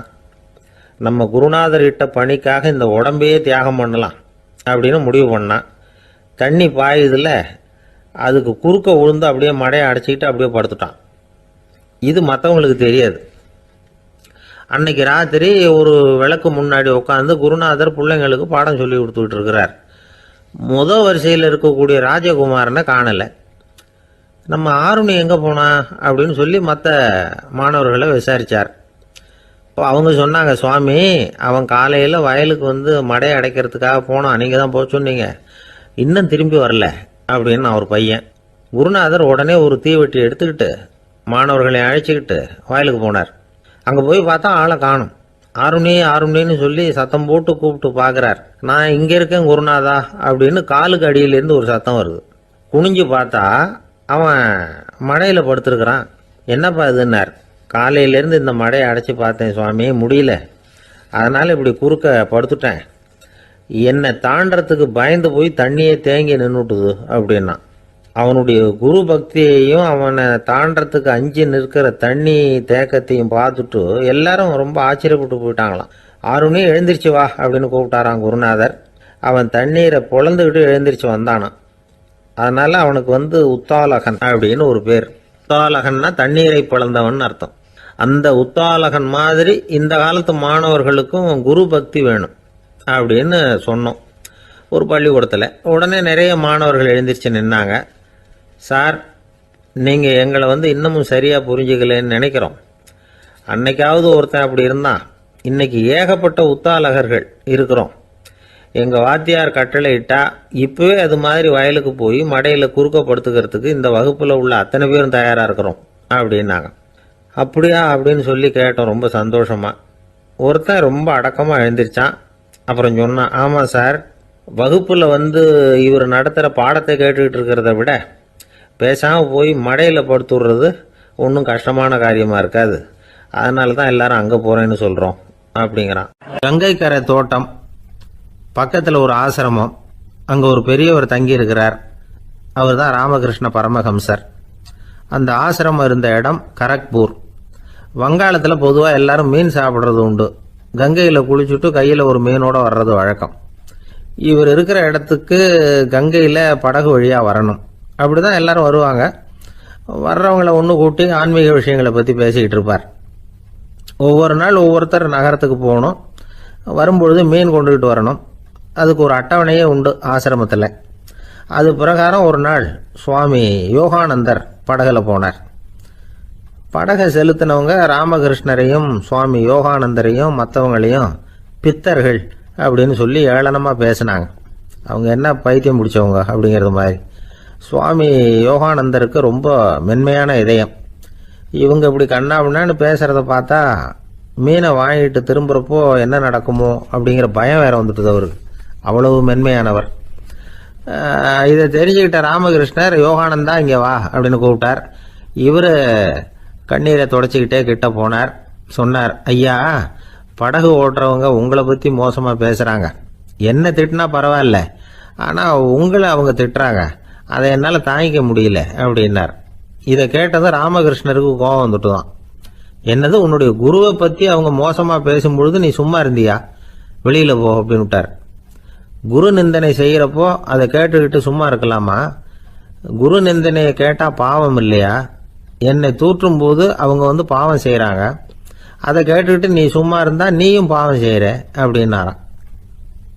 அடுத்த நாள் சுவாமி நிரஞ்சனானந்தர் போக வேண்டிய நாள்.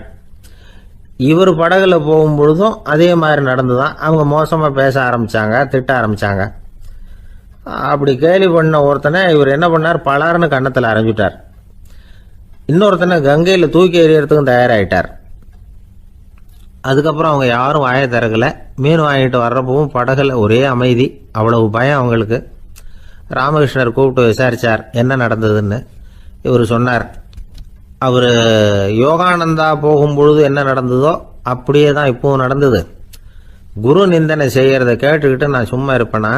ஒருத்தனை அப்படியே அரைஞ்சுட்டேன், இன்னொருத்தனை ஆற்றுல தூக்கி போட்டுருவேன்னு பயமுறுத்தினேன், அவ்வளவுதான் அப்படின்னாராம். இப்பவும் ராமகிருஷ்ணருக்கு கோபம் வந்துட்டு தான். என்ன இது, அணியறது காஷாயம், இருக்கிறது ஆசிரமம், உனக்கு இவ்வளவு கோபம் வந்ததுன்னா அப்புறம் என்னத்துக்கு ஆசிரமத்தில் இருக்கணும்? பிரம்மச்சாரி எப்பவும் அமைதியாக இருக்கணும் அப்படின்னு அறிவுரை சொன்னாராம் ராமகிருஷ்ணர். அப்போ இவர் கேட்டாராம், ஏங்க அவருக்கு ஒரு விதமான அறிவுரை சொன்னீங்க, எனக்கு வேற விதமாக அறிவுரை சொல்றீங்க, இதில் எது உண்மை அப்படின்னு கேட்டிருக்கார். இதுக்கு ராமகிருஷ்ணர் சொன்ன பதில் என்னன்னா, அட அசடே, சக்கரத்தில் காற்று அதிகமாக இருந்தால் குறைக்கணும், குறைச்சலாக இருந்தால் கூட்டணும். அவன் சாது, அவனுக்கு அதிக உணர்ச்சி தேவை, உனக்கு படபடப்பு அதிகம், உனக்கு பொறுமை தேவை அப்படின்னாராம். இதில் உள்ள கருத்து என்னன்னா, கல்விங்கிறது எப்படின்னா அதை சூழ்நிலைக்கு தகுந்த மாதிரி கற்பிக்கணும். எல்லாருக்கும் ஒரே மாதிரி கற்பிக்கக்கூடாது. கேட்குற ஒரு தகுதி, புரிஞ்சுக்கிற திறமை, இதை பொறுத்து கல்வி அமையணும். ஆரம்ப காலத்தில் ஒரு குரு, அப்போ ஒரு சீடன் இருந்தான். அது வேடிக்கையான குரு, வேடிக்கையான சீடன். ஒரு ஆசிரமம். ஒரு நாள் ஒருத்தன் அவசரமாக அந்த குருவை தேடி வந்திருக்கிறான். என்ன விஷயம்னு விசாரிச்சார் குரு. உங்கள் சீடர் என்னை அடிச்சுட்டார் அப்படின்னு புகார் பண்ணானா அந்த ஆள். குரு சீடனை கூப்பிட்டார். அடிச்சியா இந்த ஆளை அப்படின்னு கேட்டாராம். ஆமான் இருக்கான் சீடன். ஏன் அடிச்சே அப்படின்னு கேட்டாராம். இந்த ஆள் உங்களை பற்றி மட்டமாக பேசிவிட்டான், என்னால் அதை தாங்கிக்க முடியல, அதனால தான் அடிச்சுட்டேன் இருக்கான். அப்படி என்ன பேசினா அப்படின்னு கேட்டாராம். உன்னுடைய குருநாதர் இப்பெல்லாம் அர்த்தமில்லாமல் பேச ஆரம்பிச்சுட்டார் அப்படின்னு சொல்லிவிட்டான், அதனால தான் அடிச்சுட்டேன் அப்படின்னானா. அதுக்காக அடிச்சே அப்படின்னாராம். நான் அதுக்காக அடிக்கல குருவே, இப்பெல்லாம் நீங்கள் அர்த்தம் இல்லாமல் பேசுறதாக அவன் சொல்கிறான், அப்படின்னா இதுவரைக்கும் நீங்கள் அர்த்தத்தோடு பேசினதாகத்தானே அர்த்தம், அது தப்பு தானே, அதனால தான் அடித்தேன் அப்படின்னானா. ஒரு ஊரில் ஒரு ராஜா இருந்தார். அந்த ராஜாவுக்கு ஒரு மந்திரி. ராஜா ரொம்ப நியாயமானவர், நேர்மையானவர், கண்டிப்பானவர். தப்பு செய்கிறது யாராக இருந்தாலும் தண்டனை கொடுப்பார். வேண்டியவங்களுக்கு ஒரு நியாயம், வேண்டாதவங்களுக்கு ஒரு நியாயங்கிறதெல்லாம் அவர்கிட்ட கிடையாது. ஒரு சமயம் அரசவையில் அந்த அமைச்சரே விதிமுறைகளுக்கு புறம்பா ஏதோ நடந்துகிட்டு இருக்கார். மன்னருக்கு கோபம் வந்துட்டுது. உடனே அந்த அமைச்சரை கிட்டத்தில் கூப்பிட்டு அவர் கன்னத்தில் ஓங்கி ஒரு அறை கொடுத்துட்டாராம். உடனே அந்த அமைச்சர் என்ன பண்ணார் தெரியுமா, நேராக போனார். அங்கே நின்றுகிட்டு இருந்த இன்னொருத்தர் கன்னத்தில் ஓங்கி அரைஞ்சார். அறை வாங்கினவர் திகைச்சு போயிட்டார். இவர் ஏன் நம்மளை அரைகிறார் அப்படின்னு யோசனை பண்ணார். மன்னரும் திகைச்சு போயிட்டார். நாம இவரை அரைஞ்சா அதுக்காக இவரு போய் இன்னொருத்தர் அரையணுமா அப்படின்னு யோசனை பண்ணார். அவர் இவருக்கு என்ன பைத்தியமானு கூட நினைக்க ஆரம்பிச்சுட்டார்.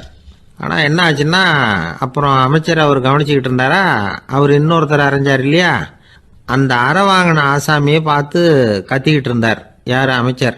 ஏன்பா என்கிட்ட அறையை வாங்கிக்கிட்டு இப்படி விவரம் இல்லாமல் நின்றுட்டு இருக்கிறிய, நான் உனக்கு கொடுத்ததை நீ வேற யாருக்கிட்டையாவது கொடுத்துரு அப்படின்னார். உடனே அந்த ஆள் பார்த்தான், தனக்கு அடுத்தபடியாக நின்றுக்கிட்டு இருந்தவனை ஓங்கி ஒரு அறை அரைஞ்சான். அவன் கண்ணத்தை தடவிட்டே யோசனை பண்ணான். இது ஏதோ புரிஞ்சுக்கிட்ட மாதிரி அடுத்தாப்புல நின்றுட்டு இருந்தவனை அரைஞ்சான். இப்படி இந்த அறை மாறி மாறி போய்கிட்டே இருக்குது. ஊரு பூரா பிரயாணம் பண்ண ஆரம்பிச்சுட்டுது. அன்னைக்கு ராத்திரி அந்த ராஜா படுக்கிறதுக்காக போனார். அந்த நேரம் பார்த்து அவர் கண்ணத்தில் பலார்னு ஒரு அறை விழுந்தது. நம்மளே அரையிறது யாரு அப்படின்னு அதிர்ச்சியோட மன்னர் திரும்பி பார்க்கறாரு. அரைஞ்சது அவரோட மனைவி. என்னாச்சு உனக்குன்னு கத்துனார் ராஜா. உங்களுக்கு தெரியாதா, ஊரு பூரா ஒருத்தர் மாற்றி ஒருத்தர் மூலமா இந்த அறை பிரயாணம் பண்ணிட்டு வருது அப்படின்னாங்க அந்த அம்மா. அப்படின்னா ஆரம்பிச்ச இடத்துக்கே வந்துட்டுதா அப்படின்னாராம் மன்னர். என்ன சொல்றீங்கன்னு கேட்டிருக்காங்க. இவர் விவரத்தை சொன்னாராம். அப்படின்னா நீங்க ஆரம்பிச்சு வச்ச இந்த விளையாட்டை நான் முடிச்சு வச்சுட்டேன் அப்படின்னாங்களாம் அந்த அம்மா.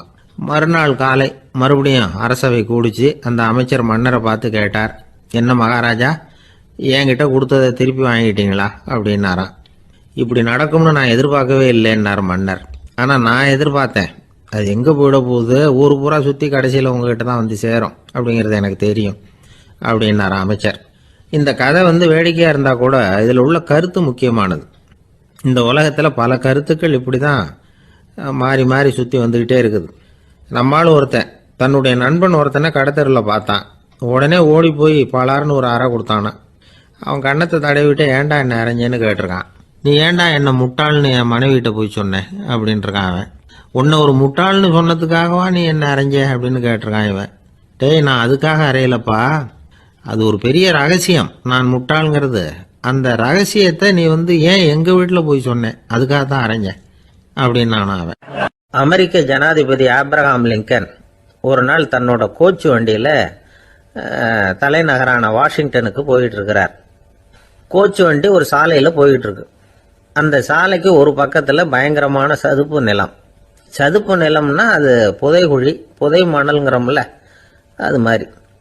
அந்த சதுப்பு நிலத்தில் யாராவது மாட்டிக்கிட்டா அவ்வளவுதான், ஆளை கொஞ்சம் கொஞ்சமாக உள்ள அமுக்கிவிடும். தப்பிச்சு கரையேறது கஷ்டம். அப்படிப்பட்ட நிலம் அது. ஆப்ரஹாம் லிங்கன் ஏதோ ஒரு முக்கியமான அரசாங்க வேலையா போயிட்டு திரும்பி வந்துட்டு இருக்கிறார். அதனால அந்த சமயத்தில் அவர் விலை வசந்த ஆடைகளை அணிஞ்சிருக்கிறார். அப்படி அவர் அந்த கோச்சு வண்டியில் வந்துகிட்டு இருக்கிறாரு. அந்த சமயத்தில் ஒரு காட்சி அவர் கண்ணில் போட்டுட்டுது. என்ன தெரியுமா? ரோட்டுக்கு பக்கத்தில் இருந்த சதுப்பு நிலத்தில் ஒரு இளம் பன்றி குட்டி சிக்கிக்கிட்டு தவிச்சுக்கிட்டு இருக்குது. பரிதாபமாக கத்திக்கிட்டு இருக்குது. அதை பார்த்தார் லிங்கன். அவருக்கு இன்னும் மாதிரி ஆயிட்டுது. உடனே வண்டியை நிறுத்த சொன்னார். கீழே இறங்கினார். தன்னோட விலை வசந்த ஆடைகளை பற்றி லட்சியம் பண்ணவே இல்லை. தனக்கே ஆபத்து வரலாம்ங்கிறத பற்றியும் கவலைப்படலை. தான் ஒரு குடியரசுத் தலைவருங்கிறத பற்றியும் அவர் நினச்சி பார்க்கல. நேராக அந்த சதுப்பு நிலம் பக்கமாக போனார். அந்த சேத்துல இறங்கி பன்றிக்குட்டியை காப்பாற்றி கரைக்கு கொண்டுட்டு சேர்த்துட்டார். அதுக்கப்புறம் நிம்மதியாக கோச்சு வண்டியில் ஏறி வெள்ள மாளிகைக்கு சேர்ந்தார். ட்ரெஸ்ஸு உடம்பு பூரா சேரு சகதி.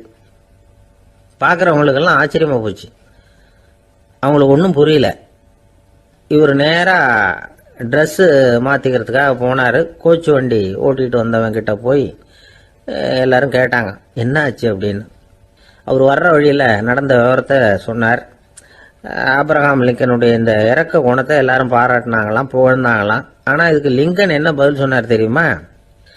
தயவு பண்ணி இந்த புகழ்ச்சியான பேச்சையெல்லாம் ஒதுக்குங்க, அதெல்லாம் வேணாம். அந்த சின்ன பிராணி சகதியில் மாட்டிக்கிட்டு துடிச்சிக்கிட்டு இருந்தது, அதை பார்த்தேன்.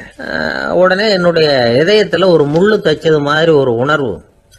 அந்த முள்ளை பிடுங்கி எறிஞ்சேன், அவ்வளவுதான். உண்மையில் அந்த பிராணிக்கு நான் உதவினேங்கிறத விட எனக்கு ஏற்பட்ட இன்னலை போக்கிக்கிட்டேன் அப்படிங்கிறது தான் உண்மை. அதுதான் பொருத்தம். அப்படி இருக்கிறப்போ இதில் புகழறதுக்கு என்ன இருக்குது அப்படின்னாரு ஆப்ரஹாம் லிங்கன். எவ்வளவு யதார்த்தமான வார்த்தைகள் பாருங்க. இந்த காலத்தில் நம்மளையும் பல பேர் அப்படி உண்டு. நீச்சல் தெரியாத ஒரு ஆள் தண்ணியில் இறங்கிட்டான். தண்ணி ஆழம்ங்கிறது அப்புறமா தான் தெரிஞ்சுது. தத்தளிக்க ஆரம்பிச்சுட்டான். வாழ்னு கத்துறான். கரையில் நின்றுட்டு இருந்த ஒருத்தர் இதை பார்த்தார். உடனே அவருக்கு இதயத்தில் முள்ளு தைச்சது மாதிரி ஒரு உணர்வு. உடனே குபீர்னு தண்ணியில் பாஞ்சார். அவரை காப்பாற்றி கரைக்கு கொண்டுட்டு சேர்த்தார். இதை பார்த்துக்கிட்டு இருந்த இன்னொருத்தர் காப்பாற்றின அந்த ஆளை பாராட்டி புகழ்ந்தார். என்ன புகழாதீங்க சார் அப்படின்னார் அவர். ஏன்னு கேட்டார் இவர். நான் அந்த ஆளை ஏன் காப்பாத்தினேன் தெரியுமா? அவன் நேற்றுக்கு என்கிட்ட 300 ரூபா கடன் வாங்கியிருக்கிறான். இவன் தண்ணியில் போட்டான்னா நான் கொடுத்த கடனும் தண்ணியில் போடும். அதனால தான் விழுந்து காப்பாத்தினேன் அப்படின்னா அந்த ஆள். அள்ள அள்ள குறையாதது அட்சய பாத்திரம், அது நமக்கு தெரியும், கேள்விப்பட்டிருக்கிறோம். ஆனால் போட போட நிரம்பாத ஒரு பாத்திரம் உண்டு. அது என்ன தெரியுமா? நம்மள பல பேர்கிட்ட அந்த பாத்திரம் உண்டு. அதுதான் பேராசை அப்படிங்கிற பாத்திரம். அதை நிறைவு செய்யவே முடியாது. பேராசையை பற்றி சுஃபி இலக்கியத்தில் ஒரு பிரபலமான கதை உண்டாம். அதை ஒரு பெரியவர் எடுத்து சொல்லியிருக்கிறார். ஒரு மன்னர் நகர்வலம் போயிட்டு இருக்கார். ஒரு பிச்சைக்காரன் மன்னர் எதிரில் வர்றான். பிச்சை போடுங்கிறான். என்னுடைய அமைதியை கெடுக்காதே போங்கிறார் மன்னர். அவன் சிரிக்கிறான். அரசே, உங்களுடைய அமைதி கெடக்கூடிய நிலையில் இருந்தா அதுக்கு பேர் அமைதியே கிடையாது அப்படின்னு. எதிரில் நிக்கிறது வெறும் பிச்சைக்காரன் இல்லை, யோகி அப்படிங்கிறத மன்னர் புரிஞ்சுக்கிட்டார். துறவியே, உங்களுக்கு என்ன வேணும்னாலும் கேளுங்க, கொடுக்குறேன்னாராம். அந்த துறவி மறுபடியும் சிரிக்கிறார். அரசே, உங்களால முடியாததையெல்லாம் கொடுக்க முடியும்னு சத்தியம் செய்யாதீங்க அப்படின்னார். மன்னருக்கு கோபம் வந்துட்டுது. என்ன இவர் இப்படி சொல்றாரு அப்படின்னு நினைச்சார். நகர்வலத்தை பாதியிலேயே நிறுத்தினார். வாங்க அரண்மனைக்குன்னார். துறவியை அழைச்சிக்கிட்டு அரண்மனைக்கு வந்துட்டார். துறவி தன்கிட்ட இருந்த பிச்சை பாத்திரத்தை நீட்டினார். இது நிறைய எனக்கு பொற்காசுகள் வேணும் அப்படின்னாராம். அவ்வளவுதானா, இது ஒரு பெரிய காரியமா அப்படின்னு கையை தட்டினாராம் மன்னர். ஒரு பெரிய தாம்பாளம் நிறைய பொற்காசுகள் சேர்ந்தது. அதை அள்ளி போட்டார். போட போட அந்த பிச்சை பாத்திரம் நிரம்பவே இல்லை. பொற்காசுகள் போட போட அவ்வளவையும் உள்ள வாங்கிக்கிட்டே இருக்குது. அரசாங்க கஜானாவே காலி ஆயிட்டுது. மூட்டை மூட்டையா பொற்காசுகளை கொட்டி பார்த்துட்டாங்க. அது முழுங்கிக்கிட்டே இருக்குது. கடைசி வரைக்கும் அந்த பிச்சை பாத்திரம் நிரம்பவே இல்லை. அரசர்கிட்ட இருந்த கர்வம் போயிட்டுது. அப்படியே பொத்துன்னு துறவி காலில் விழுந்தார். அப்போ அந்த துறவி சொன்னாராம், மன்னா, இந்த பிச்சை பாத்திரத்தை உங்களால மட்டும் இல்லை, வேற யாராலையும் நிரப்ப முடியாது. அதுக்கு என்ன காரணம்னா, இது சாதாரண பிச்சை பாத்திரம் இல்லை, பேராசைகளோட வாழ்ந்து செத்து போன ஒரு மனிதனின் மண்டை ஓடுது அப்படின்னாராம். பாருங்க, இதுதான் அந்த சுஃபி இலக்கிய கதை. செத்த பிறகும் நிறைவு இல்லைன்னா அது எப்பேற்பட்ட பேராசையா இருக்கும்னு யோசிச்சு பார்த்துங்க. நம்மால் ஒருத்தர் கல்யாணம் பண்ணிக்க பொண்ணு பார்த்துக்கிட்டு இருந்தார். அழகு, அறிவு, படிப்பு எதுவும் தேவையில்லை, பணம் மட்டும் இருந்தா போதும் அப்படின்னு பார்க்கறவங்க கிட்ட எல்லாம் சொல்லி வச்சார். ரொம்ப நாளைக்கு அப்புறம் ஒரு பணக்காரர் கிடைச்சார். அவர் சொன்னார், இதை பாருங்க, எனக்கு 20 வயசுல ஒரு மகள், அவளை நீங்க கல்யாணம் பண்ணிக்கிட்டா 2 லட்சம் பணம் கொடுப்பேன். 25 வயசுல ஒரு பொண்ணு, அவளை கல்யாணம் பண்ணிக்கிட்டா 2.5 லட்சம் தருவேன். 30 வயசுல ஒரு பொண்ணு இருக்கா, அவளை கல்யாணம் பண்ணிக்கிட்டா 3 லட்சம் தருவேன். என்ன சொல்ற அப்படின்னாராம். இவன் கொஞ்ச நேரம் யோசிச்சு பார்த்துருக்கான். அதுக்கப்புறம் மெதுவா அவரை நிமிந்து பார்த்து, ஏன் சார், உங்ககிட்ட 50 வயசுல ஏதாவது பொண்ணு இருக்கா அப்படின்னு கேட்டானா. ஒரு பெரியவர் உட்கார்ந்துருக்கிறார். அவரை சுத்தி அவருடைய தோழர்கள் உட்கார்ந்துருக்கிறாங்க. ஏதோ ஒரு முக்கியமான செய்தியை அவர் அவங்களுக்கு சொல்லிட்டு இருக்கிறார். அவங்களும் ஆர்வமா கேட்டுக்கிட்டு இருக்கிறாங்க. இந்த சமயத்துல யாரோ ஒரு ஆள் வேகமா அங்க வர்றார். வர்ற வேகத்திலேயே எனக்கு ஏதாவது உதவி செய்யுங்க அப்படின்னு கேட்டுக்கிட்டே வர்றார். கேட்கறது உதவி, ஆனா குரல் மிரட்டுறது மாதிரி இருக்கு, அதட்டி கேட்கறது மாதிரி இருக்கு. இதை கேட்டதும் அந்த பெரியவர் ஆத்திரப்படலை, ஆனா அவரை சுத்தி இருந்தவங்க ஆத்திரப்பட்டாங்க. இதை பெரியவர் கவனிச்சார். கொஞ்சம் அமைதியா இருங்கன்னார். வந்தவரை கூப்பிட்டார். அவருக்கு சில பொருள்களை கொடுத்தார். என்னங்க, இப்போ உங்களுக்கு மகிழ்ச்சி தானே அப்படின்னார். அப்படின்னு அலட்சியமா அவர் சொல்றார். நான் உங்களை நல்ல முறையில் நடத்தினேன்னா அப்படின்னு கேட்குறாரு அவர் மறுபடியும். அதெல்லாம் ஒன்றும் இல்லை அப்படின்னு சொல்லி அவர் சொல்லிட்டு இருக்கிறாரு. குரல்ல கடுமை குறையில. சுற்றி இருந்தவங்களால இதை பொறுத்துக்க முடியல. கோபத்தோடு அவரை நோக்கி நெருங்க ஆரம்பிச்சாங்க. பெரியவர் அவங்களையெல்லாம் தடுத்து நிறுத்தினார். வந்தவரை வாங்க என்னோட அப்படின்னு சொல்லி அழைச்சிட்டு போனார். வீட்டுக்கு போனார். அங்கே போனதும் இன்னும் சில பொருள்களை எடுத்து அவர்கிட்ட கொடுத்தார். இப்போ திருப்தி தானே, நான் உங்ககிட்ட நல்ல முறையில் நடந்துக்கிட்டேனா அப்படின்னார். அவர் முகம் இப்போதான் கொஞ்சம் மலர்ந்தது. ரொம்ப நன்றி, இறைவன் உங்கள் குடும்பத்துக்கு எல்லா நன்மைகளையும் செய்வான் அப்படின்னு சொன்னார். இதே வார்த்தைகளை என்னுடைய தோழர்கள்கிட்டே சொல்லிட்டீங்கன்னா அவங்க கோபம் தணிஞ்சிரும், வர முடியுமான்னார். கண்டிப்பாக வர்றேன் அப்படின்னாரு. மறுநாள் காலையில் அந்த இடத்துக்கு வந்தார். அதே மாதிரி சொல்லிவிட்டு அவர் போயிட்டார். தோழர்கள்லாம் ரொம்ப வியப்போடு பெரியவரை பார்த்தாங்க. அந்த பெரியவர் தான் நபிகள் நாயகம். அவர் சொன்னார், ஒருத்தன் ரொம்ப ஆசையாக ஒரு ஒட்டகத்தை வளர்த்துக்கிட்டு வந்தான். ஒரு நாள் அந்த ஒட்டகம் வந்து கயத்தை அறுத்துக்கிட்டு ஓடி போயிட்டுது. அக்கம் பக்கத்தில் இருக்கிறவங்கெல்லாம் அந்த ஒட்டகத்தை பிடிக்கிறதுக்கு முயற்சி பண்ணாங்க. அதை துரத்திக்கிட்டு ஓடினாங்க. ஒட்டகம் வந்து தாறுமாறாக ஓட ஆரம்பிச்சுது. இந்த சமயத்தில் ஒட்டகத்தை வளர்த்தவன் அங்கே ஓடி வந்தான். நீங்கள் அதை ஒன்றும் செய்ய வேணாம், விட்டுருங்க. அதோட சுபாவம் எனக்கு நல்லா தெரியும். அதை சுலபமாக என்னோட வழிக்கு கொண்டுட்டு வந்துட முடியும். நான் பார்த்துக்கிறேன், விட்டுருங்கோ அப்படின்னா. எல்லாரும் விலைக்கு போயிட்டாங்க. இவன் என்ன செஞ்சான் தெரியுமா? கொஞ்சம் புல்லை கையில் எடுத்துக்கிட்டு அந்த ஒட்டகத்தை நெருங்கினான். அவ்வளவுதான். அது ஓடி வந்து இவன் காலடியில் உட்காந்துக்கிட்டது. செல்லமாக அதை அப்படியே தடவி கொடுத்தான். முதுகில் ஏறி உட்காந்துக்கிட்டான். அது பாட்டுக்கு சாதுவாக நடந்து போகுது. இந்த கதையை நபிகள் நாயகம் தம்முடைய தோழர்களுக்கு சொல்றார். ஒட்டகத்தை மட்டும் இல்லை, சில மனிதர்களையும் கூட சில விதத்தில் அணுகிதான் அவர்களை வந்து சீர்திருத்த வேண்டியிருக்குது அப்படிங்கிறத அவங்களுக்கு உணர்த்தினார். இது ஒரு அழகான உளவியல் அணுகுமுறை. சில குடும்ப தலைவர்கள் கூட இந்த ஒட்டகம் மாதிரி நடந்துக்கிறது உண்டு. அப்புறம் அடங்கி போகிறதும் உண்டு. ஒரு குடும்ப தலைவர் காலையில் எழுந்திரிச்சதுலேருந்து சத்தம் போட்டு கத்திக்கிட்டு இருப்பார். பக்கத்தில் இருந்தவங்கெல்லாம் ஓடி போய் சமாதானம் பண்ணி பார்த்தாங்க. அவர் ஓயறது மாதிரி தெரியல. கடைசியில் அவர் மனைவி வந்தாங்க. நீங்கள் எல்லாம் விலகி போயிடுங்க, அவர் சுபாவம் எனக்கு தெரியும், நான் பார்த்துக்கிறேன் அப்படின்னாங்க. சரின்னு எல்லாரும் போயிட்டாங்க. சாயந்தரமாக வந்து பார்க்குறாங்க, அவர் சத்தம் இல்லாமல் ஒரு மூலையில் உட்காந்துருக்கிறார். ரொம்ப சாதுவா. ஆச்சரியமாக இருந்தது. என்னம்மா பண்ணீங்கன்னு கேட்டாங்க.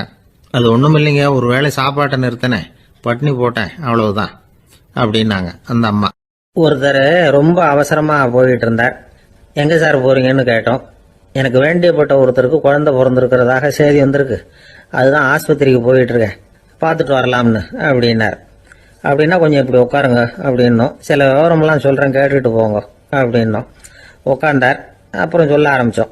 புதுசாக பிறந்திருக்கிற ஒரு குழந்தைய பார்க்க போகிறதுன்னா அது சாதாரண விஷயம் இல்லை. அதில் ரொம்பவும் கவனமாக நடந்துக்கணும். புது குழந்தைக்கு நோய் சுலபமாக தொற்றும். முக்கியமாக காற்று மூலமாக பரவுகிற நோய்கள் சுலபமாக வந்துடும். அதனால் நமக்கு உடம்பு சரியில்லைன்னா குழந்தைய விட்டு கொஞ்சம் தள்ளியே இருக்கிறது தான் நல்லது. பெரியவங்களை பொறுத்த வரைக்கும் சாதாரணமாக உள்ள ஒரு கிருமி கூட குழந்தைய பொறுத்த வரைக்கும் ரொம்ப மோசமான ஒரு கிருமியாக இருக்கும்.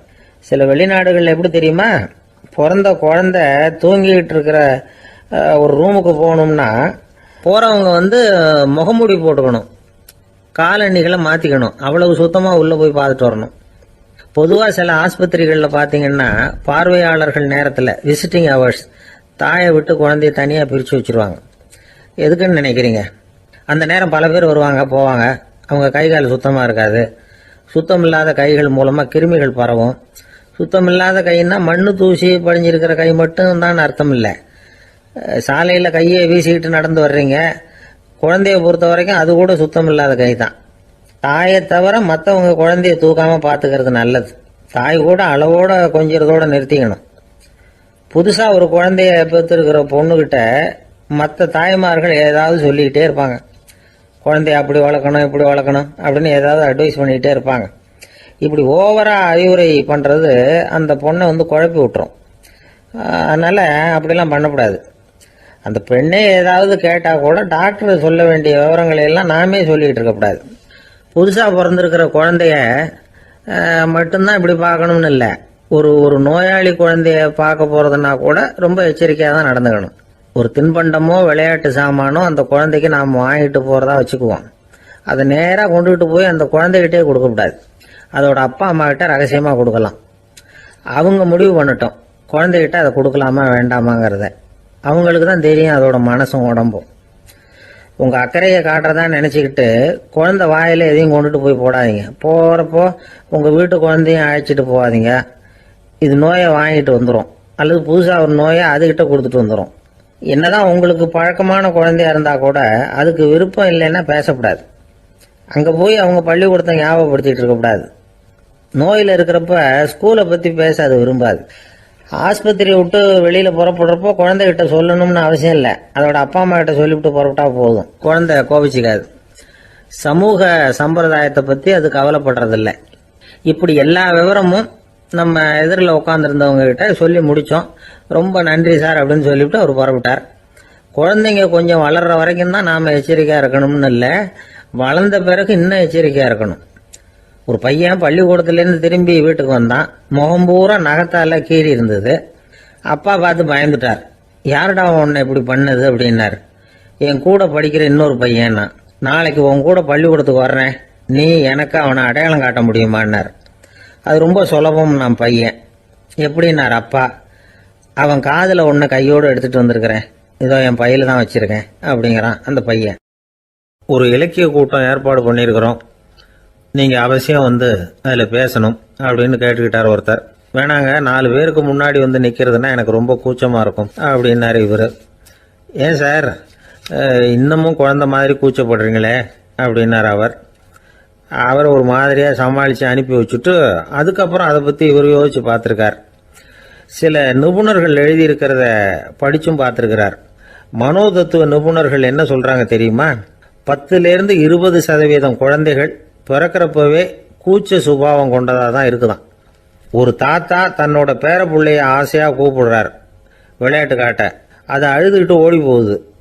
ஒரு அம்மா தன்னோட பிள்ளைய பள்ளிக்கூடத்தில் சேர்க்கறதுக்காக கூப்பிட்டுக்கிட்டு போகிறாங்க. அந்த புள்ள அம்மாவோட முந்தானையில் ஒளிஞ்சிக்கிட்டு வெளில வரமாட்டேங்குது. இவங்களெல்லாம் எப்படி சமாளிக்கிறது? குழந்தைகளோட கூச்ச சுபாவத்தை போக்குறது எப்படி? இதுக்கு நிபுணர்கள் சில யோசனைகளை சொல்லியிருக்கிறாங்க.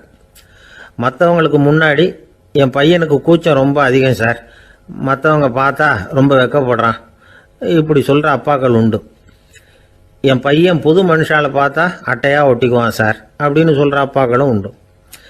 இப்படிலாம் குழந்தைகளுக்கு வந்து முத்திரை குத்துறது ரொம்ப தப்பான். புதுசாக யாராவது வீட்டுக்கு வந்தால் குழந்தை தானாக தன்னோட கூச்சத்தையும் பயத்தையும் போக்கிக்கிட்டு சகஜமாக மாறி வர்றதுக்கு வாய்ப்பு கொடுக்கணுமா. ஒரு கூட்டத்துக்கோ அல்லது சொந்தக்காரங்க கல்யாணத்துக்கோ குழந்தைய அழைச்சிட்டு போகிறீங்க, அங்கே போய் கட்டாயப்படுத்தி குழந்தைய மற்றவங்க கிட்ட பேச சொல்லக்கூடாது. சில சமயம் குழந்தை தானாக தன்னுடைய கூச்ச சுபாவத்தை விட்டு பேசுறதுக்கு முன் வந்தால் அதை பாராட்டணும். குழந்தை கலகலப்பு இல்லாமல் மௌனமாக இருந்ததுன்னா அதையும் கண்டுக்கக்கூடாது. குழந்தை பேச ஆரம்பித்தா அதை ஆர்வத்தோடு கவனிக்க தெரியணும். கலந்து உரையாடுற பழக்கத்தை வீட்லேயே ஆரம்பிக்கலாம். கேட்டதுக்கு பதில் சொல் அப்படின்னு நீங்கள் அதிகாரம் பண்ணிகிட்டு இருக்கக்கூடாது. அது வந்து குழந்தைக்கு பேசுகிற சந்தர்ப்பத்தை குறைச்சிருமா. இப்போ நாம் அதிகாரம் பண்ணால் கேலி செய்கிற பழக்கம் குழந்தைகளை வந்து ரொம்ப பாதிச்சிருமா. பெரியவங்களானதுக்கு அப்புறமும் சில பேர் கூச்சத்தோடவும் பயத்தோடவும் இருக்கிறதுக்கு இதுதான் காரணம். சின்ன வயசில் அவங்கெல்லாம் ஏதாவது கேலிக்கு ஆளாகி இருப்பாங்க. 2வது குழந்தை மூத்த குழந்தைய வந்து கேலிக்கு ஆளாகிற சந்தர்ப்பங்களை கண்டு கேலி பண்ணினா அது இளம் நெஞ்சங்களை விட்டு நீங்கிறதே இல்லையா. எப்பவும் குழந்தையோட நடை உடை பாவனைகளை பற்றி சொல்லிக்கிட்டே இருக்கக்கூடாதான். அதுவே கூச்ச சுபாவத்தை கொண்டுட்டு வந்துருமா. அப்பா எங்கேன்னு யாராவது கேட்டால் இது மாதிரி இன்ன காரியத்துக்காக வெளியில் போயிருக்கார், இத்தனை மணிக்கு திரும்பி வருவார் அப்படின்னு சொல்கிற அளவுக்கு குழந்தைகளை வந்து பழக்கப்படுத்தி வைக்கணும். ஃபோன்லேயே யாராவது விசாரித்தா கூட இது மாதிரி பதில் சொல்லு அப்படின்னு சொல்லணும். சின்ன சின்ன மீட்டிங்கில் 4 வார்த்தை பேச தயார் பண்ணலாம். ஒரு கடையிலையோ அல்லது ஹோட்டல்லையோ ஏதாவது விவரம் கேட்கணும்னா உங்கள் குழந்தைய தைரியமாக அனுப்புங்க. குழந்தைகள் பணிவாகவும் பொறுமையாகவும் விவரம் கேட்குறப்போ கூச்ச சுபாவம் தானாக போயிடும். சின்ன வயசுலேயே இப்படிலாம் பழக்கப்படுத்தினா தான் வருங்காலத்தில் தைரியமாக இந்த சமுதாயத்தில் வாழ முடியும். இல்லைன்னா 60 வயசுலேயும் அடுப்பங்கரையை விட்டு வெளில வர்றதுக்கு கூச்சப்பட்டுக்கிட்டு தான் இருக்க வேண்டியிருக்கும். இந்த காலத்து பிள்ளைங்க எவ்வளவோ பரவாயில்ல, எதுக்கும் தயங்குறதில்ல, கூச்சப்படுறதில்ல. ஒரு அம்மா அடுப்பங்கரையிலேருந்து சத்தம் போட்டாங்க, டேய் ராமு, தயவு பண்ணி அந்த டிவியை நிறுத்துறா, அந்த பெண்ணோட குரல் மகா மோசம், அடுப்பங்கரையில் இருக்கிற என்னாலேயே அதை சகிச்சிக்க முடியல அப்படின்னாங்களாம். உடனே பையன் கொஞ்சம் கூட தயங்காமல் பதில் சொல்கிறான், அம்மா இந்த குரல் டிவியிலேருந்து வரல, எழுத விட்டு மாமி தான் இங்கே வந்திருக்கிறாங்க, அவங்க தான் இப்போ என்னோட பேசிக்கிட்டு இருக்கிறாங்க அப்படின்னு. நான் ஒருத்தர் இருக்கார், நல்ல உத்தியோகத்தில் தான் இருக்கிறார், ஆனால் எப்போ பார்த்தாலும் முகத்தை வெறுப்பாக வச்சிருப்பார், அப்படியே வருவார் போவார். ஏன் சார் இப்படி இருக்கிறீங்க அப்படின்னு விசாரித்தோம்.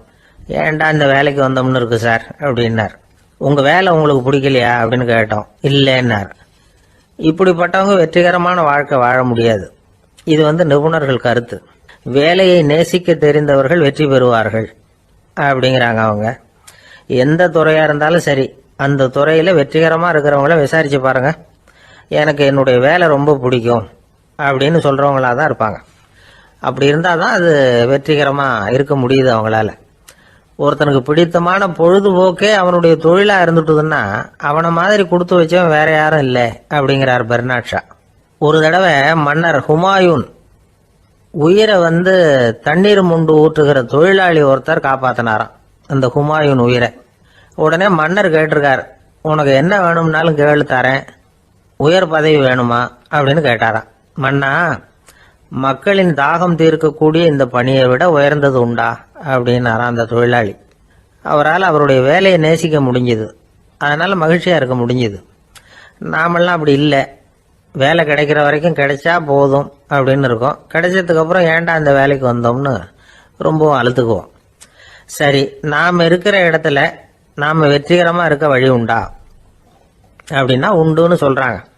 அதாவது மன இயல் நிபுணர்கள் இருக்கிறாங்க இல்லையா, அவங்க அதுக்கு முக்கியமாக 6 வழிகள் சொல்கிறாங்க. நீங்கள் ஒரு அலுவலகத்தில் வேலை பார்க்குறவரா அப்படின்னா இதை கேளுங்க. அதாவது உங்கள் மேலதிகாரி எதிர்பார்ப்புக்கு தகுந்த மாதிரி உங்கள் வேலை இருக்குதா? அப்படி இல்லைன்னா முதல்ல உங்கள் வேலையின் தரம் உயரணும். உங்களுக்கு மேலே கீழே வேலை பார்க்குற பணியாளர்கள் கிட்ட நல்ல விதமாக பழகுறீங்களா? அந்த உறவு முறையில் ஏதாவது குறை இருந்தால் அதை கண்டுபிடிச்சி சரி பண்ணுங்க. நம்பிக்கைக்கு உரியவர் அப்படின்னு நீங்கள் பேர் எடுக்கணும். நீங்கள் எடுக்கிற முடிவு நல்ல முடிவாக தான் இருக்கும் அப்படின்னு அடுத்தவங்க சொல்லணும். உங்கள் தோற்றத்துக்கு முக்கியத்துவம் கொடுங்க. இது மனம் உடல் ரெண்டும் சம்பந்தப்பட்டது. அதனால மனசையும் ஆரோக்கியமாக வச்சிருக்கணும், உடம்பையும் ஆரோக்கியமாக வச்சிருக்கணும். உங்களுடைய நிர்வாகம் செயல்படுற விதத்தை நல்லா புரிஞ்சு வச்சுக்கணும். உங்களுடைய நிர்வாகம் இப்போ ஒரு காரியம் செய்யுதுன்னு வச்சுங்க, ஏன் அப்படி செய்யுது, எதுக்காக அப்படி செய்யுது, அதனுடைய குறிக்கோள் என்ன, அது நீடிக்கிறதுக்கு காரணம் என்ன, இதெல்லாம் தெரிஞ்சுக்கணும். சிரிப்புக்கு வஞ்சகம் பண்ணக்கூடாது, நல்லா சிரிக்கணும், அப்போதான் அது திரும்ப கிடைக்கும். கடந்த கால தோல்வியை பற்றி கவலைப்படக்கூடாது. முதலாளி விருப்பம் தெரிஞ்சு நடந்துக்கிறது நல்லது தான். அதுக்காக காக்கா பிடிக்கணுங்கிற அவசியம் இல்லை. உங்களுக்கு ஒரு பொறுப்பான வேலை கிடைக்குது, உடனே சத்தம் குழப்பம் அப்படின்னு சூழ்நிலையை இறுக்கமாக ஆக்கிடக்கூடாது. எந்த சூழலையும் இயல்பாக கையாளக்கூடியவர் அப்படிங்கிறத காட்டணும். இதெல்லாம் உங்கள் துறையில் நீங்கள் வெற்றி பெற நிபுணர்கள் சொல்கிற யோசனைகள். இவ்வளவு விவரமும் சொல்லிவிட்டு ஒருத்தரை பார்த்து கேட்டோம், இப்போ சொல்லுங்க, நீங்கள் செய்கிற வேலை உங்களுக்கு பிடிச்சிருக்குதா அப்படின்னா. ரொம்ப ரொம்ப பிடிச்சிருக்குது அப்படின்னார். சரி, என்ன செஞ்சிட்டு இருக்கிறீங்க அப்படின்னு கேட்டோம். சும்மா தான் இருக்கிறேன் அப்படின்னார் அவர். வங்க நாவலாசிரியர் சரத் சந்திரர் ஒரு நண்பர் அவர்கிட்ட வந்தார். வழக்கமா எல்லா எழுத்தாளர்கள்கிட்டையும் கேட்கிற ஒரு கேள்வியை கேட்டார். நீங்க எழுத்துத்துறைக்கு வந்தது எப்படி? இதுதான் கேள்வி. அதை தெரிஞ்சு என்ன பிரயோஜனம்னார் சரத் சந்திரர். சும்மா சொல்லுங்களேன், தெரிஞ்சுக்கிறேன் அப்படின்னார் வந்தவர். சரி சொல்றேன்னு ஆரம்பிச்சார். நான் ரங்கூன்ல வேலை பார்த்துக்கிட்டு இருந்தேன். சம்பளம் பத்தல, வேலையும் பார்த்துக்கிட்டு ஒரு பலசரக்கு கடை வைக்கலாம்னு நினைச்சேன். என்னால் மளிகை கடை வச்சு சரியாக நடத்த முடியுமாங்கிற சந்தேகம் என் மனைவிக்கு. அதை சோதனை பண்ணி பார்க்கணுங்கிறதுக்காக சில பொருள்களின் அளவு, அதோட விலை, இப்படி சிலதை சொல்லி எல்லாத்தையும் மனக்கணக்காக கூட்டி போட சொன்னாங்க. என்னால் சரியாக கூட்டி சொல்ல முடியல. உங்களால் மளிகை கடை நடத்த முடியாதுன்னு சொல்லிவிட்டாங்க. உடனே என்ன பண்ணுறது, வேற வழி இல்லை, கதை எழுத ஆரம்பிச்சிட்டேன் அப்படின்னார். கேட்டவருக்கு சிரிப்பு வந்துட்டு தான். சரத் சந்திரர் ஒரு பக்கம் சீரியஸான நாவல்கள், சிறுகதைகள் எழுதியிருந்தாலும் அவருடைய இன்னொரு பக்கம் வேற விதம். நண்பர்கள் கிட்ட பேசும் பொழுதும் சரி, அவர்களுக்கு கடிதங்கள் எழுதும் போதும் சரி, கேலியும் கிண்டலும் நகைச்சுவை உணர்வும் அதிகமாக இருக்கும். காந்திஜி ஒரு சமயம் கல்கத்தாவுக்கு வந்திருந்தார். தேசபக்தர்கள் பல பேர் அவர்கிட்ட பேசிக்கிட்டு இருந்தாங்க. அப்போ சரத் சந்திரரும் அங்கே இருந்தார். கிரண் சங்கர் ராய் அப்படிங்கிறவரும் அங்கே இருந்தார். அவர் சொன்னாராம், காந்திஜியோட பழகிய முதல் வங்காளி நான் தான். போயர் யுத்த காலத்தில் இவர் லண்டனுக்கு வந்திருந்தப்போ என்கிட்ட தான் வங்காள மொழி கற்றுக்கிட்டார் அப்படின்னாராம். உடனே சரத் சந்திரர் காந்திஜியை பார்த்து, இவர் உங்களுக்கு வங்காள மொழி கற்றுக் கொடுத்தது உண்மைதானா அப்படின்னாராம். ஆமான்னாராம் காந்தி. அதனால தான் உங்களால் வங்காள மொழி கற்றுக்க முடியல அப்படின்னாராம். எல்லாரும் சிரிச்சாங்களாம். சரத் சந்திரர் சாம்தா பேர் அப்படிங்கிற கிராமத்தில் தங்கியிருந்தார் ஒரு இலக்கிய நிகழ்ச்சியில் கலந்துக்கிறதுக்காக. அதுக்காக ஒரு கல்கத்தாவுக்கு போக வேண்டிய சூழ்நிலை. அதுக்காக புறப்பட்டார். அந்த சமயத்தில் பின்னாடி இருந்து யாரோ அவரை கூப்பிட்டாங்க. இப்படி கூப்பிட்டவரை பார்த்து இன்னொருத்தர் யாரோ அதட்டி இருக்கிறாங்க. போகிறவரை ஏன் இப்படி கூப்பிடுறீங்க அப்படின்னு. ஏன் கூப்பிட்டா என்னன்னு கேட்டிருக்கார் சரத் சந்திரர். புறப்படுறவங்கள பின்னாடி இருந்து கூப்பிடுறது அபசகுனம், போகிற இடத்துல ஏதாவது ஆபத்து வரலாம் அப்படின்னு அதுக்கு விளக்கம் கொடுத்துருக்கிறார் அவர். உடனே சரத் சந்திரர் சொன்னாராம், இதோ இவங்க என்ன இலக்கிய கூட்டத்துக்கு அழைச்சிட்டு போறாங்களே, இதை விட வேற என்ன ஆபத்து வந்துட போகுது அப்படின்னாராம். இப்படி சரத் சந்திரருக்கு இயல்பாவே நகைச்சுவை உணர்வு உண்டு. அவருடைய நண்பர் ஒருத்தர் வீட்டுக்கு கூப்பிட்டு இருந்தார். அங்க ஒரு கச்சேரிக்கு ஏற்பாடு பண்ணியிருந்தாங்க. சரத் சந்திரருக்கு இயல்பாவே கச்சேரியில நீண்ட ஆலோசனையெல்லாம் கேட்கறதுக்கு பொறுமை இருக்காது. அதனால மெதுவா பாட போறவர் எப்படி அப்படின்னு கேட்டிருக்கார். அவருக்கு ரொம்ப நல்லா பாட தெரியும் அப்படின்னு சொல்லியிருக்கிறாங்க. அதுக்கு சரத் சந்திரர், பாட தெரியுங்கிறது சரி, பாட்டை நிறுத்த தெரியுமா, அதை சொல்லுங்க முதல்ல அப்படின்னார். ஐயா, உங்க பேரை தொடர்ந்து தினம் கேட்டுக்கிட்டு இருக்கிறேன் அப்படின்னார் ஒருத்தர். தொடர்ந்து கேட்குறீங்களே, உங்களுக்கு காது வலிக்கலையா அப்படின்னு கேட்டோம். பேசுற உங்களுக்கே வாய் வலிக்கல அப்படிங்கிறப்போ கேட்குற எங்களுக்கு எப்படி காது வலிக்கும் அப்படின்னார். நம்ம உடம்புல ஒரு அதிசயம் என்ன தெரியுமா? ரொம்ப நேரம் நாம நடக்கிறோம்னு வச்சுக்கோங்க, கால் வலிக்கும். ரொம்ப நேரம் வேலை செஞ்சா கை வலிக்கும், உடம்பு வலிக்கும். ரொம்ப நேரம் பார்த்துக்கிட்டே இருந்தா கண்ணு வலிக்கும். ரொம்ப நேரம் பேசிக்கிட்டே இருந்தா வாய் கூட வலிக்கும். ஆனா ரொம்ப நேரம் கேட்டுக்கிட்டே இருக்கிறதுனால காது வலிக்கிறது இல்லை. அதனால கேட்கறதுக்கு முக்கியத்துவம் கொடுத்தாங்க நம்ம பெரியவங்க. திருவள்ளுவர் தேவையில்லாம வார்த்தைகளை உபயோகப்படுத்த மாட்டார். ஒரு திருக்குறள்னு எடுத்துக்கிட்டாவே அதுல மொத்தம் 7 வார்த்தைகள், அவ்வளவுதான். அப்படி 7 வார்த்தைகள் மட்டுமே உள்ள ஒரு திருக்குறள்ல வள்ளுவர் ஒரே வார்த்தையை 5 தடவை உபயோகப்படுத்தியிருக்கிறார், திரும்ப திரும்ப பயன்படுத்தி இருக்கிறார். அப்படின்னா அதை எந்த அளவுக்கு வலியுறுத்தி சொல்றார் அப்படிங்கிறத நாம புரிஞ்சுக்கணும். அது என்ன குறள்? செல்வத்துள் செல்வம் செவிச்செல்வம், அச்செல்வம் செல்வத்துள் எல்லாம் தலை. செவிச்செல்வம்ங்கிறது அவ்வளவு முக்கியமானது. கற்றலின் கேட்டல் நன்று. அதிகம் கேட்கணுங்கிறதுக்காகத்தான் எவ்வளவு கேட்டாலும் காது வலிக்கிறது இல்லை. குறைச்சலா பேசணும், அதிகமா கேட்கணும். இன்னொரு விஷயம் கவனிங்க, நம்ம உடம்புல கண்ணுக்கு மூடி இருக்குது, எதையாவது நாம பார்க்க விரும்பலன்னா உடனே கண்ணை மூடிக்கலாம். நம்ம வாய்க்கு மூடி இருக்குது, பேச விருப்பம் இல்லையா, வாயை மூடிக்கலாம்.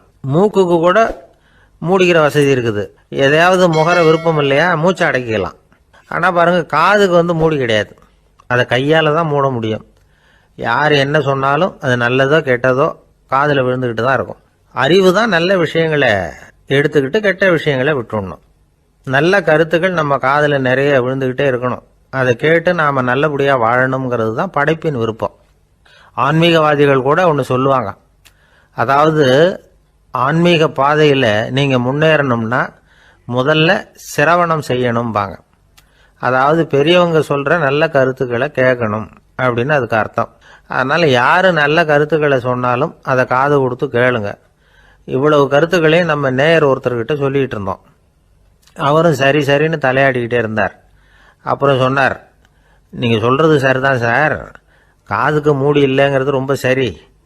அதனால தான் உங்க தகவல் கூட நாங்க விரும்புறோமோ இல்லையோ தினம் காதுல விழுந்துகிட்டு இருக்குது அப்படின்னார். எங்களுக்கு ரொம்ப பெருமையா இருந்தது. அப்படியா அப்படின்னோம். ஆனாலும் என்ன மாதிரி சில பேர் நீங்க தகவல் சொல்ற சமயத்துல காதுல மூடி இல்லையேன்னு சொல்லி கவலைப்படுறதில்ல சார் அப்படின்னார். ஏன்னு கேட்டோம். காதை மூடுறதுக்கு தானே வசதி இல்லை, ரேடியோவை மூடுறதுக்கு வசதி இருக்குதுல்ல, அதனால டக்குன்னு அதை மூடி வச்சிருவோம் அப்படின்னார். தேசத்து மேலையும் தாய்மொழி பேர்லையும் செலுத்துற அன்புக்கு அபிமானம்னு பேர். தேசாபிமானம்னு சொல்றமே இதுதான். ஒரு கணவன் மனைவி பேர்ல காட்டுற அன்புக்கு காதல்னு பேரு. கடவுள் பேர்ல செலுத்துற அன்புக்கு பக்தின்னு பேரு. இப்படி அன்புல பல ரகம் இருக்கிறப்போ அதுல உள்ள வித்தியாசம் தெரியாம இடம் மாத்தி அன்பு காட்டினா இடைஞ்சல் தான்.